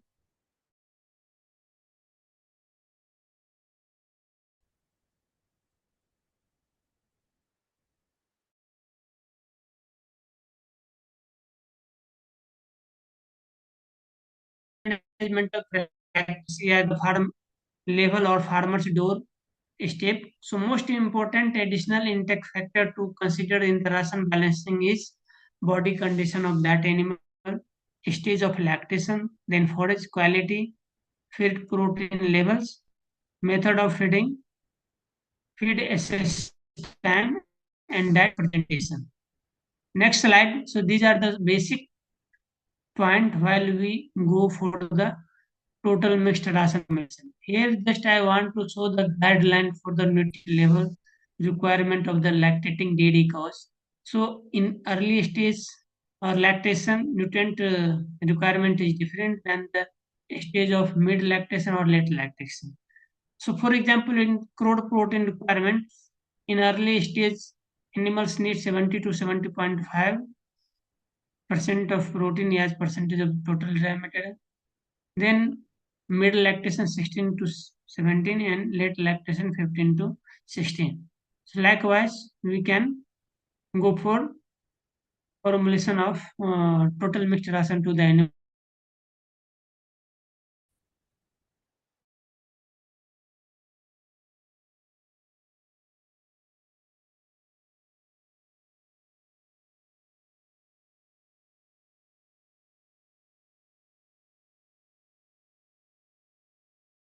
lactation and requirements of the animal, like added selenium, cobalt, iodine, vitamin E, vitamin D, total vitamin E requirements. Next slide. Third one is important mineral mixture or area specific mineral mixture. As we all know that mineral availability directly affect the animal performance, and minerals comes from directly from the soil. As we all know that soil, plant or animal interrelationship.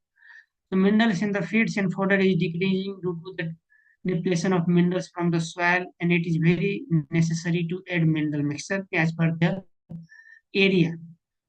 So deficiency of minerals in an area a specific problem, and it may ranges from 20 to 70% in the macro minerals like calcium and phosphorus. And if any deficiency in the minerals, that will directly or indirectly affect their growth, milk production, and pregnancy. Next slide. So in hilly region also there is deficit of minerals, copper, manganese, iron, zincs. As we all know that minerals act as a cofactor in enzymes, and enzymes regulate all the digestion process of the macronutrients like carbohydrate, protein, fat, metabolism, then reproduction, immune response, oxygen transport, seed proliferation, bone development. All these functions are regulated by the minerals.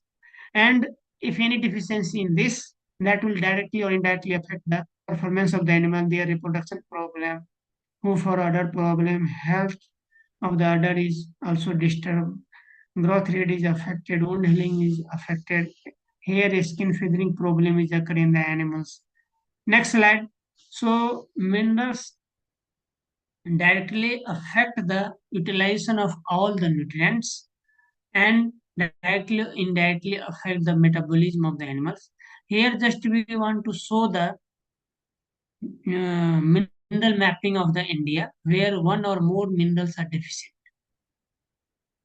So that's why area specific mineral mixture is recommended for that particular area for the maximum growth or in production of the livestock. Next slide.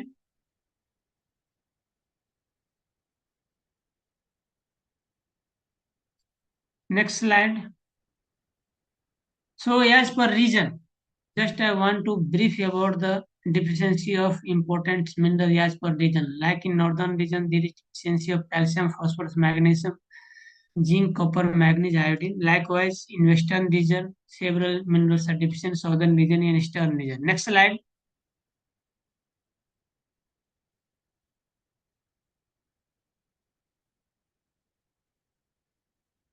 So as per different agroecozones, animals are also deficient in this first limiting and second limiting minerals. So if soil is deficit, then definitely fodder are also deficient in that minerals, and that ultimately animal becomes also deficient in that mineral. So in rain-fed area, there is calcium, zinc, copper, phosphorus deficiency. That is the first limiting minerals. Irrigated also copper, calcium, zinc, and phosphorus. Arid region, semi-arid region, coastal region, and hilly and mountain region. So in hilly and mountain region, mainly phosphorus, calcium, copper, zinc, and sodium are deficient. Next slide, please. Here, just I am going to show you the requirement of minerals in animals, mainly cow. So calcium is required as per their 0.65 to 0.8% of their diameter. Likewise, phosphorus is also 0.35 to 0.4% of diameter intake. Likewise, other minerals are also required as per their diameter intake. Next slide.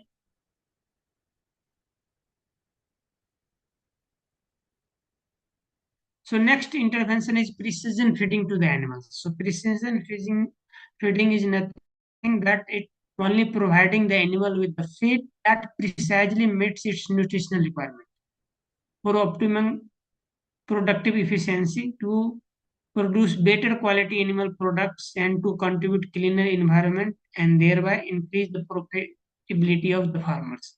So that is the precision feeding. So it precisely meet the nutritional requirements of the animal.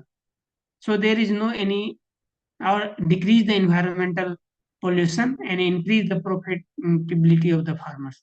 So it is a tool to effective utilization of available feed resources with the aim of maximizing the animal response to nutrients for economic production. Next slide.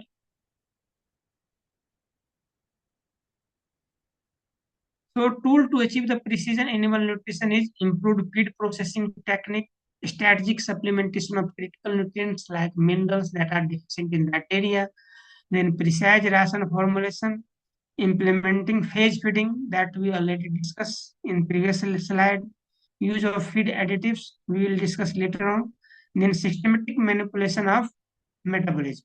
That is, we go for the manipulation of rumen. Next slide, please. So in that way, we can precisely meet out the nutritional requirement of the animal. So here is the improved feed processing technique, like increase the voluntary feed intake to the animals. That definitely increase the digestibility, availability of the nutrients, and it also reduce the anti-nutritional factor and increase the production. So it may be achieved through either physical treatment of that, chemical treatment, or microbial treatment. So we will discuss later on. Next slide, please. Feed additive, mainly enzymes, prebiotic, probiotic, symbiotic, antioxidant, mold inhibitor. Apart from that, lot of feed additives are present and nowadays used generally for livestock rearing to increase their efficiency of utilization of nutrient. Next slide.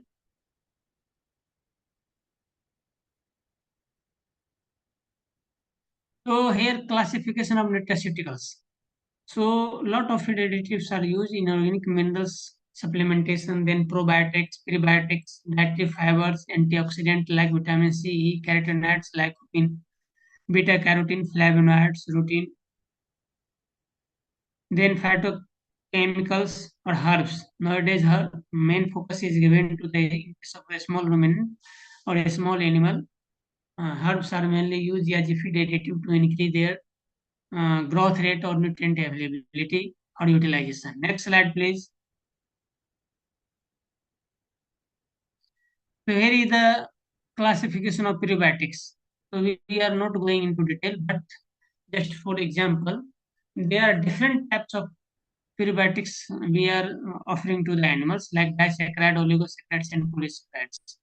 So mainly fructooligosaccharides, galactooligosaccharides, and oligosaccharides sinolines are used nowadays to increase the utilization of nutrients. Next slide.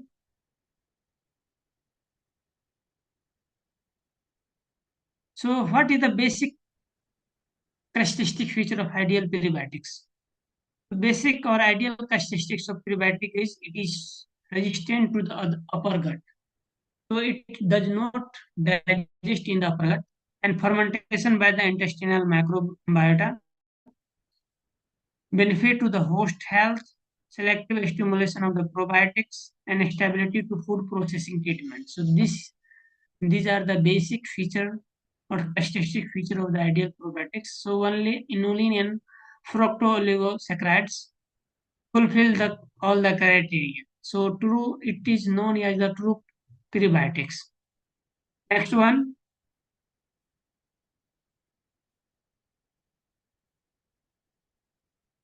Here just we are going to discuss about the directly fed macroorganism that are used as a probiotic. So lot of genus or species are used for the feeding of the animal from Lactobacillus group, Lactobacillus acidophilus plantarum, Lactobacillus casei, Bifidobacterium, Streptococcus, Enterococcus are used, which is lactic acid producing bacteria, then lactic acid utilizing bacteria megasphaera and Parabinobacterium are used, then other bacteria like Prigotella, then Bacillus or yeast are commonly or generally used in case of a ruminant animal to increase the nutrient utilization and decrease the metabolic disorder in case of mainly high producing animal, green feeding animals. Next slide, please.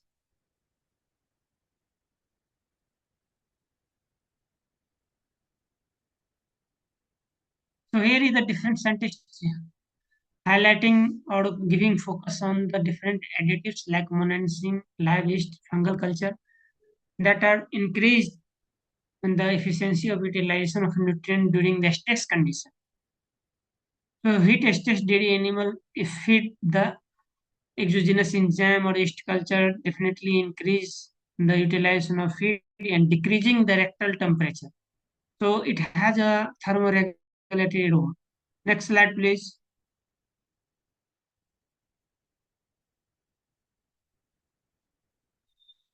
How they work? So either it is acts as a substrate that actively participate in the metabolic reaction or acts as a cofactor in the metabolic enzymes, or either it may act as a ligand to promote or complete or compete at the cell surface and receptor to enable the better absorption and assimilation of nutrient, or it acts with the selectively beneficial macrophage increase their numbers and discourage the harmful or pathogenic bacteria and remove their number from the GIT tract. And it also acts as a agent to eliminate the toxic principles that are present in the feeds. And it also acts as a uh, reduce or scavenge the toxic metabolites that are present in the feed. Next slide.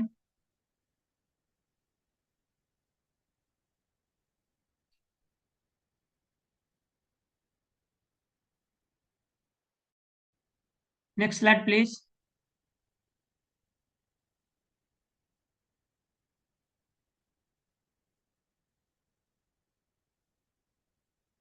So group of secondary metabolites. As we all know that secondary metabolites are mainly present in the plant, in plant byproducts, herbs and herb products. So here nitrogen containing secondary metabolites are also offered to the animals, like phenolic compounds are also enterpins also. So a lot of phenolic compounds are present in the plant as secondary metabolites that are useful for increasing the nutrient utilization. Later on we see. Next slide, please. So one, either it acts either increasing or decreasing the activities of the bacteria or fungus or protozoa or methogenic bacteria and increase their utilization of the nutrients. If increase the number of bacteria, fungi, protozoa number, then they increase the utilization of feed or fiber digestion and decrease their methane production. In that way, they increase the utilization of the feeds and fodder. Next slide.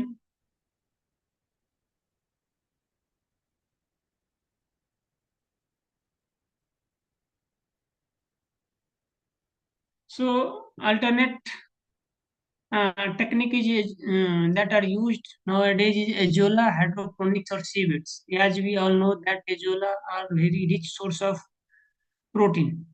Hydroponics and seaweeds. Hydroponics, as we all know that there is decrease in the land day by day. So in peri-urban area, farmers are employing this technique for production of the green fodder, and that will provide to the animals. And seaweeds, as we all know that there is high rich source of minerals, and minerals we already know that useful for the high milk producing animals. So azolla is a very good source or rich source of protein containing 23 to 25% protein. And total ash content is also high, 15 to 19%. Next slide, please. So in that way, if we supply the azolla in the form of feed supplement, that will definitely the boost towards the production. Next slide, please. Another aspect is the agriculture byproducts. As we all know that agriculture byproducts are very widely variable in the nutritive value, and there may be chance of the pesticide contamination, and there is possibility that there is less or low palatability intake. Palatability, so intake is also restricted, and possible presence of toxin factor also.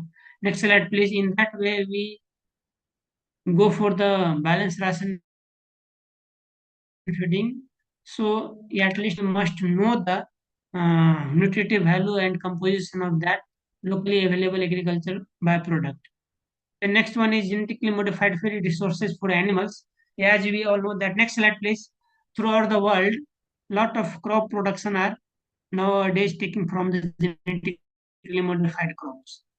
So almost 50% of crop, especially in the USA, grown through the genetically modified crops. Argentina 17%, Brazil 13%, India only 5%.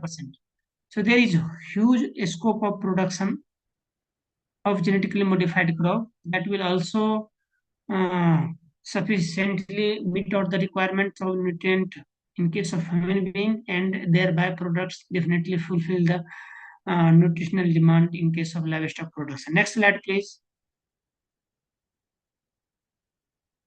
So just here I want to see you that out of all genetically modified crops, soybean having the more area of production, then maize, then cotton, and then rapeseed.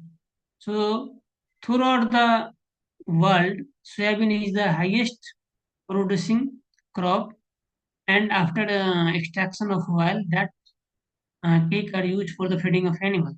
So USA is the first country in terms of export of the soybean cake. Next slide, please.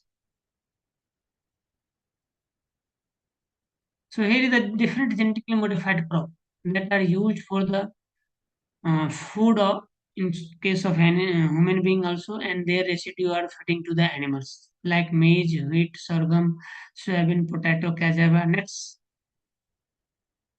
So one or more genetically modified crop are used for the different purposes. One may be resistant to the pest, another one may be rich in the sulfur containing amino acids, glutamine content, digestibility is increases, and someone may be used to increase the oleic acids in the soybean. Then potato starch, insulin starch is increases, insulin is decreases. Next slide, please. So by keeping the target, we can use the different genetically modified crop for feeding to the animals also and human being also. Tomato, cotton, canola, alfalfa.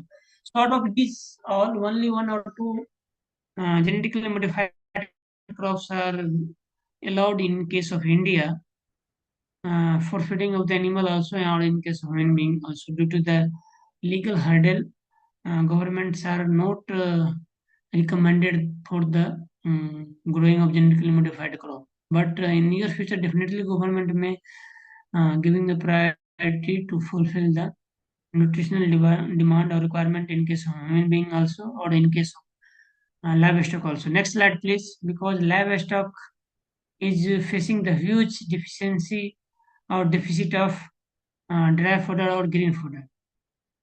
Next is the reduction of toxicant and anti-nutritive factor that are present in the feeds and fodder. Next slide. So, if any presence of toxicant or anti-nutritive factor in the feeds and fodder, that definitely affect the nutrient utilization in case of human being. Next slide. So, in that way, if we reduce the toxicant or nutritive factor that are present in the feeds and fodder, so we increase the utilization of a nutrient in animals. So here is the different contaminant present in the feeds that may comes from the soils, feeds and fodder to the animals, and from animals it comes to the human being, because all are interrelated. So soil, plant, animals are all are interrelated. It may be contamination of pesticides like organochlorine, pesticide, DDT, hexachlorobenzenes, allergens. It may be contaminated with the living microorganisms or pathogenic organisms like Brucella, Salmonella, endoparasites, then Trichinella. It may be contaminated with the heavy metals like lead, mercury, cadmium, fluorine, and arsenic. So if soils are contaminated with this, or feeds or fodder are contaminated with this, definitely they goes into the feed chain system to the animals, and that will affect to the human being also. Next slide, please. So how we can check this contamination? So there are another contaminant are macrotoxin that are feed in food contaminant and present in the feed and food if there is high moisture present in that one, and keep for a long duration of time without keeping the main aspects of storage parameter like moisture and nature of the feed. So different fungus are producing the different kinds of mycotoxin. Next slide, please. That will decrease the growth rate in case of livestock also and poultry birds also. So in that way, they directly or indirectly affect the next slide, please. Growth of the animals and production of the animals also. So there is different source of mycotoxin like aflatoxin, ochratoxin, then fumicins, and different species are grown in different source of cereals and grains. So aflatoxin mainly present in the cereals or cereals grains, while cakes, peanuts, and other nuts. Ochratoxin grown on wheat, barley, rye, and deoxynivalenol or zearalenol are grown on wheat, maize, rye, and barley. Likewise, mycotoxin are also grown in rotting apple and maize. Next slide, please.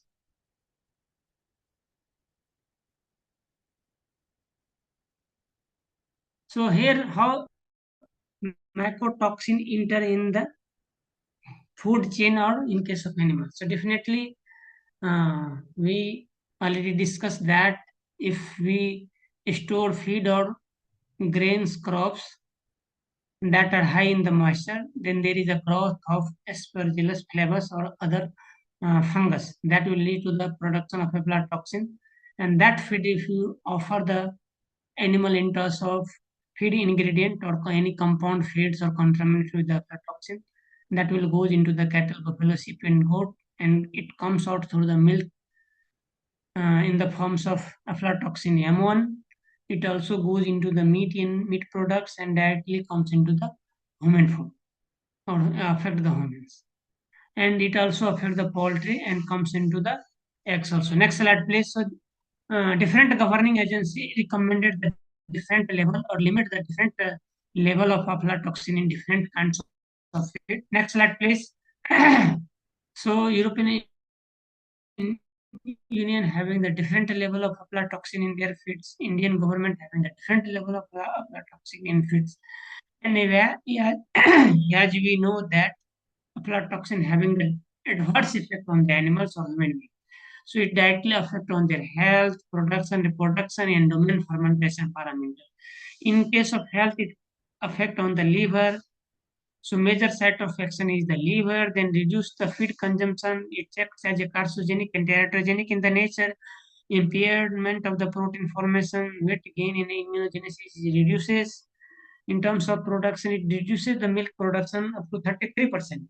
And it also reduces the feed efficiency. Next slide, please. It increases the chances of the mastitis. So it is being carcinogenic in nature, hepatotoxic in nature, teratogenic in nature, immunotoxic in nature, and mutagenic in nature. Next slide, please. So different agency having the different level in their country that will regulate the storage of the feeds that are check the quality of the feed for the utilization of the animals. So as for US FDA 2019, in case of cattle feed, only 300 ppbm level is recommended. Not recommended up to that level is only allowed to the animals. In case of breeding bull cattle, breeding swine, mature poultry, 100 ppb. In case of dairy animals or immature animal, only 20 ppb is allowed.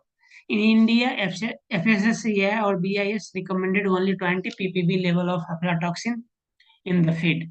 In milk, only 0.5 ppb. Likewise, European country having different regulation. In general, animal feeds, non-dairy animal feeds having only 20 ppb. Dairy animal having only 5 ppb. Next slide, please.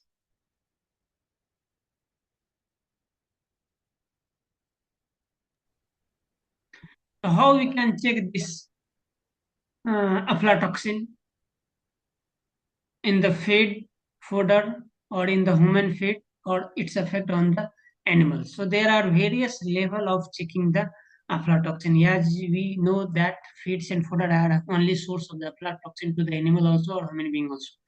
So we can control the good agriculture practices. So pre-harvest measurement, then during harvesting time and post-harvesting measurement. Different method we can use to check this aflatoxin growth in the feeds and fodder.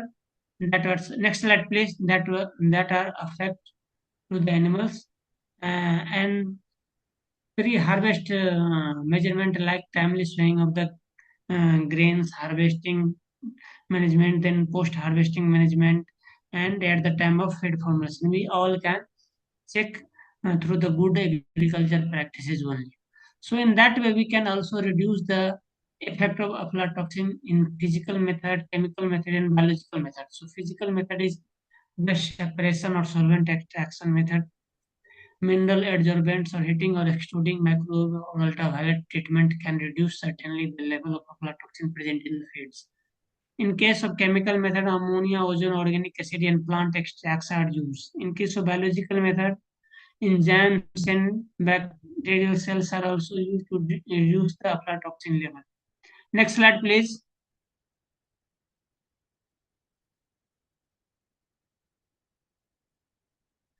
So use of improved feed and feedstock processing technique. Definitely fertilizer, reduced particle size, urea, ammonia treatment, enzyme treatments, and multi-nutrient block. Different technology are used. Next slide, please. To improve the feed utilization and their nutrient utilization and fermentation process. So next system is the forage-based system. As we all know that forage and the fish comes from or acts as a good source of fiber, coarse fiber feed. So if we offer next slide please, if we offer the green fodder to the animal that are acts as a fiber to the animal, source of fiber to the animals, and also acts as a bulk that will satisfy their hunger. So in that way, if we provide the green food to the animal, that will maintain their normal health, maintain their reproduction, then it has a overall effect on the uh, digestibility. It is easily digestible, then it is more palatable and slightly laxative in nature. As we all know that nutrition contributes 60 to 65% of total expenditure incurred in the livestock rearing in case of ruminant animal, and it goes to 70 and 75% in concentrate-based feeding in case of poultry and pig. So likewise, if we feed the proper amount and proportion of the green food to the animal, so we can increase their utilization and decrease the production cost of milk and milk products. Next slide, please. So green fodder feed in the many ways. So green fodder feed with dry fodder also, it nutritive value it differ from different aspects, like it differ from the species wise, variety wise, extent of the plant wise, then which part we offer to the animal, then their maturity at harvesting stage, then fertilization and soil statistics, climate and weather and seasons, changes during preservation, processing and storage, and their voluntary intake. Next slide please. So its feeding value of forage are depends upon the various aspects of the plant and uh, topographical condition of the soils. Next slide, please. Environmental condition of the growing of the plants and uh, their digestibility is also depends upon the many factors like chemical composition of the forage, stage of maturity of the forage, physical form of the forage. Either we are giving the forage in the chaff form of the in the grinder form, that will directly affect their digestibility. Then method of processing and preservation, species of animal, physiological condition of the animals, and efficiency of utilization of digestive nutrient may be increases with this technique, using this technique. Next slide, please. So forage feeding system exclusively feeding through grazing also, then supplemented with the roughage like dry roughage, then it's maybe supplemented with concentrate. Stall feeding is also done, dry forage feeding, green forage feeding, and mixed forage feeding in terms of total mixed ration, then stall feeding on forage and concentrate, zero grazing. Next slide please. So in that way, we can use the green fodder to the animals in different method. Next one is conservation of forage and support green fodder production availability during the off season. Next slide, please. So it is a very important aspects of the livestock rearing that as we know that all green fodders are not available throughout the year. So in surplus season or surplus production, we can preserve this fodder. Next slide, please.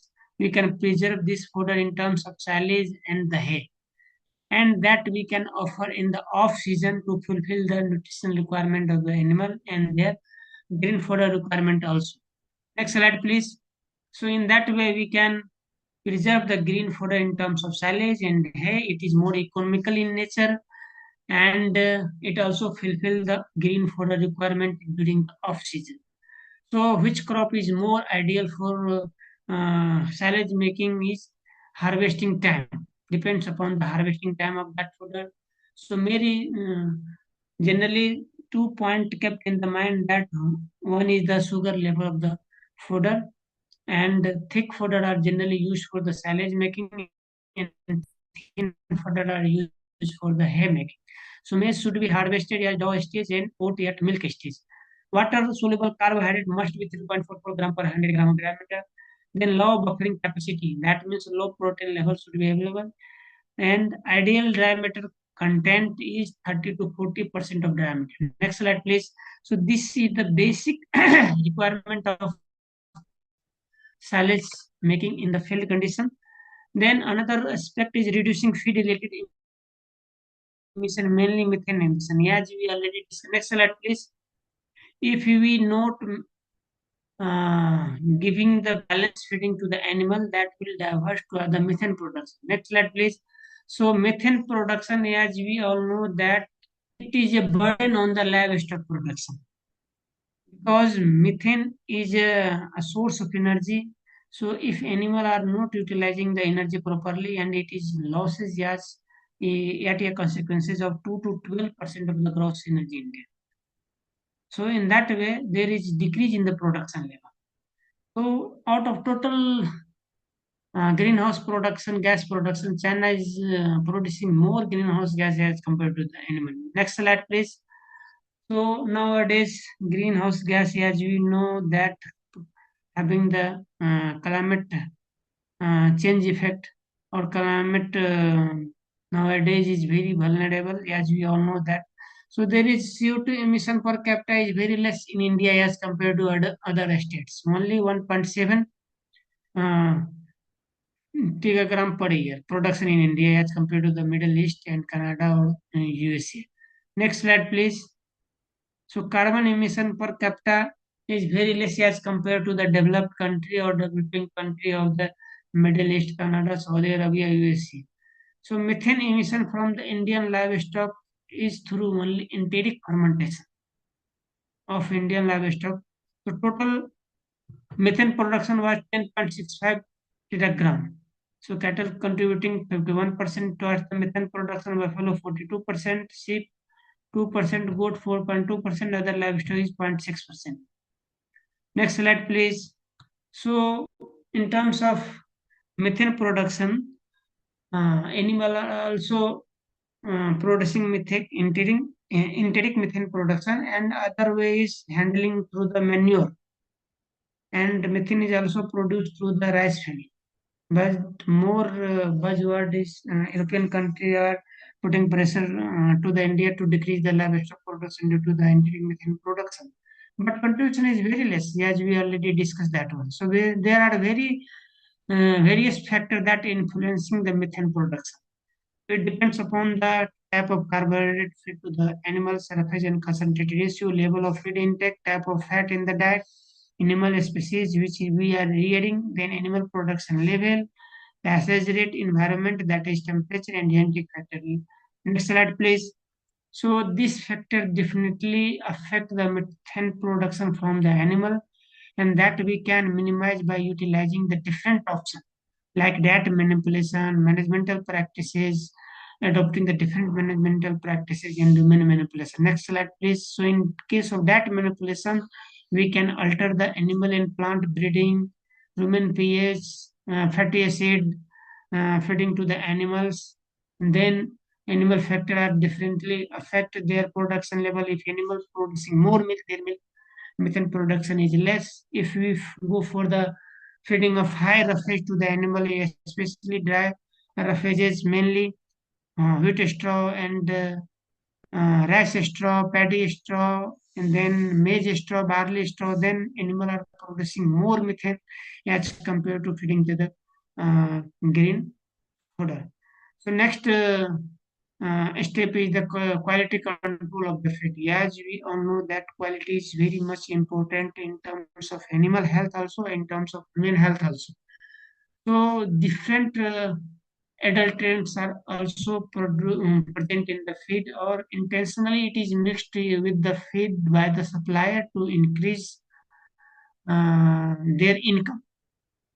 They are not thinking the health aspects of the animal and human being. So in case of groundnut, there is common adulterant like groundnut husk, urea, non-edible oil, cakes are mixed to fetch the more income. Likewise, in case of mustard cake, argemone, Mexicana seeds, fibrous fats ingredient are mixed. In case of soybean, urea or raw soybean hull are mixed. The oil rice bran, wheat bran, uh, ground rice husk or sawdust is mixed to increase their volume. In case of mineral mixture, common salt, marble powder, sand, limestone are mixed to increase the mineral amount to fetch the more money. In case of molasses, generally water is mixed as the adulterant. In case of maize, moage, cob dust, and sand are mixed. In case of rice kani, marble grit or marbles are used to increase their volume. Next slide, please. So in that way, we can utilize this advanced technique to maximize the livestock production for the sustainability. So in terms of Dr. well-known uh, personality, Dr. Varghese Kurian, although it is engineer only. So as per his 8 hour for the dairy, 8 hour for the family, and 8 hour for sleep. So he given this statement was effective livestock farming. Thank you. Thank you so much, sir, for enlightening us. So there are several queries of participants. So the professor, Dr. Imphal, is asking, please specify the minerals deficiency in the state of Arunachal Pradesh and Nagaland. So as we already discussed that hilly regions are mainly deficient in terms of mainly phosphorus, calcium, copper, zinc, and potassium are mainly deficient in that area. Accordingly, you can use the area-specific mineral mixture to ask the more production or profitability for livestock production. Next question. So the next question is from Chiranjeevi Acharya. First question is how to address negative energy balance in dairy cows. So that are the main problem in mainly high producing animal. As we know that high producing animal producing more than 15 or 20 liter milk, they are not able to consume enough diameter because they are under pressure toward the more milk production. So to fulfill their nutritional requirement or demand, we can go for the alternate feeding or supplementary feeding. So formulate a ration that may contain the bypass fat. More than 100 gram or 200 gram bypass fat are feeding to animal per day because that bypass fat are rich source of energy and protein both.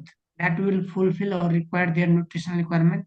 And animals are not also consuming their enough diameter to fulfill their nutrition requirement. So in that case, we can minimize the dry fodder because dry fodder are definitely are more voluminous in nature and provide the bulkiness to the feed.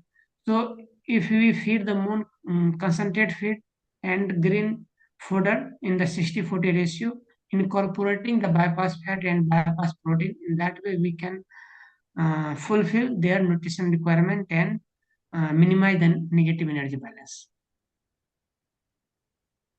So the second question is how to diagnose negative energy balance at farmers' doorstep. So definitely, if farmer having more than 15 liter milk or 20 liter milk, so they passes after calving, we observe first week or second week milk production is increasing. After that, there is sudden drop in the milk production. So that will gives the indication that animal nutritional requirement is not fulfilled. And we also observe the physically the behavior of animal in terms of feed consumption. If animals are not taking proper feed due to the stress condition, and that mainly relate with the first and second up to second week of calving period. As animal is under stress due to the calving stress or the pain, so they are not able to consume enough dry matter up to the first 15 days of their calving. So in that way, we can judge animal is in the negative level of the energy. As we all know that after calving, animal main aim is to produce more milk for their calf only to sustain their life. So they are not minimizing the milk production. They produce milk production their own cost. They are liberalizing energy from their store, and they are demineralizing from calcium, phosphorus from their bone to sustain the milk production. And their milk production is reducing suddenly after the 15 days of their calving. So in that way, we can diagnose the animal is under negative energy balance. Next question. So one more question is, if a dairy cow is feed diet supplemented with third NOP to inhibit methanogenesis, but the farmer's goal is to achieve net zero without sacrificing milk yield, why might focusing strict on methane reduction to lead metabolic energy bottleneck in the animals? This is a pertinent question in today's situation. As we one hand we are also not compromising the livestock production, and in other hand we also sustain the environmental health. So by or as compared to the other nation, European country following the rules of culling of the non-productive animal. But on the other hand, in India, we are having huge number of non-productive animals. And also, as we know that our farmers are marginal in nature, they are not having enough land to produce the enough green fodder that will support their nutrition requirement. So they are offering the animal as a byproduct of agriculture production. So main product, byproduct like rice straw, wheat straw, barley straw, maize straw, whatsoever is remaining byproduct that are offered to the feeding to the animal. So if they are feeding the balanced ration to the animal, then they minimize the production of methane. That are the only alternative. But additive farmers are not affording that one, because if we reduce the methane production with the help of additive, that will give extra burden to the farmers in terms of monetary for the purchase of that additives, because lot of additives are nowadays are available. NINP Bangalore are also patented one feed additive, herbal feed additives that are recommended for feeding to the lactating animal, that will reduce the milk production, and not milk production, methane production, without affecting the milk production. But all farmers are not utilizing that one, because of they are creating the extra monetary burden to the farmers. On one hand, they are not providing the balanced ration. Other hand, they are incur the extra expenditure to the purchasing of the feed additive. So simple method is that if we want to reduce the methane production from the animal, simply we feed to the balance feeding. So balance feeding increases the synchronization of energy and protein in animals, decreases the methane production, because methane production only lead to the if there is high production of carbon dioxide and uh, hydrogen gas in the rumen. So if that gas are not produces, then there is automatically reduction in the methane production. So if you provide the balance feeding, so balance feeding provide the all energy and protein in synchronized way. There is less production of the gas, hydrogen gas or carbon dioxide gas, maximizes the utilization of the energy. Automatically, there is reduction in the methane products. Next question. So there is one more question.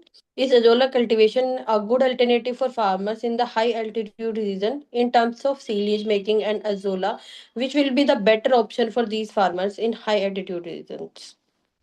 So definitely He's in asking for high yeah, altitude yeah, in regions. high altitude region, we are not growing enough fodder crop due to land pattern or irrigation scarcity in high altitude area. So definitely we can cultivate the azolla in the restricted area in home only, not in the field condition. So definitely azolla cultivation can be promoted because azolla used as a supplement only, not as a main course of food. Because it is rich in 20 to 25% of food protein and as contains 10 to 15%. So as content definitely fulfill their uh, mineral requirements, and also azolla provide the good source of protein to the animals. So definitely in high altitude region, farmers are not having enough green fodder that are diverted towards the production of silage. Next question. So these were the questions of our participants. So thank you so much, sir, for such an informative and insightful session. Thank you, one in all. And Thank so you, Dinesh once sir. again, sorry. Thank you, one in all. And sorry for technical glitch. Sometime happened like that, sir. No issue. No issue. Thank you so much, sir. Yeah. Hmm. Thank you, sir. Thank you all. Thank you so much, sir. Thank So you. Thank you. now, on behalf of the organizing committee, I would like to express our sincere gratitude to all the dignitaries and participants. Thank you, everyone, for your active participation in today's technical session. With this, we conclude the day 2 session of 10 days international training come workshop on advances and innovations in veterinary science for viable livestock practices. We look forward to your presence tomorrow for another enriching session with our distinguished experts. Thank you all once again. Have a wonderful evening. Thank Jai you. Hind. Jai Hind. Good night.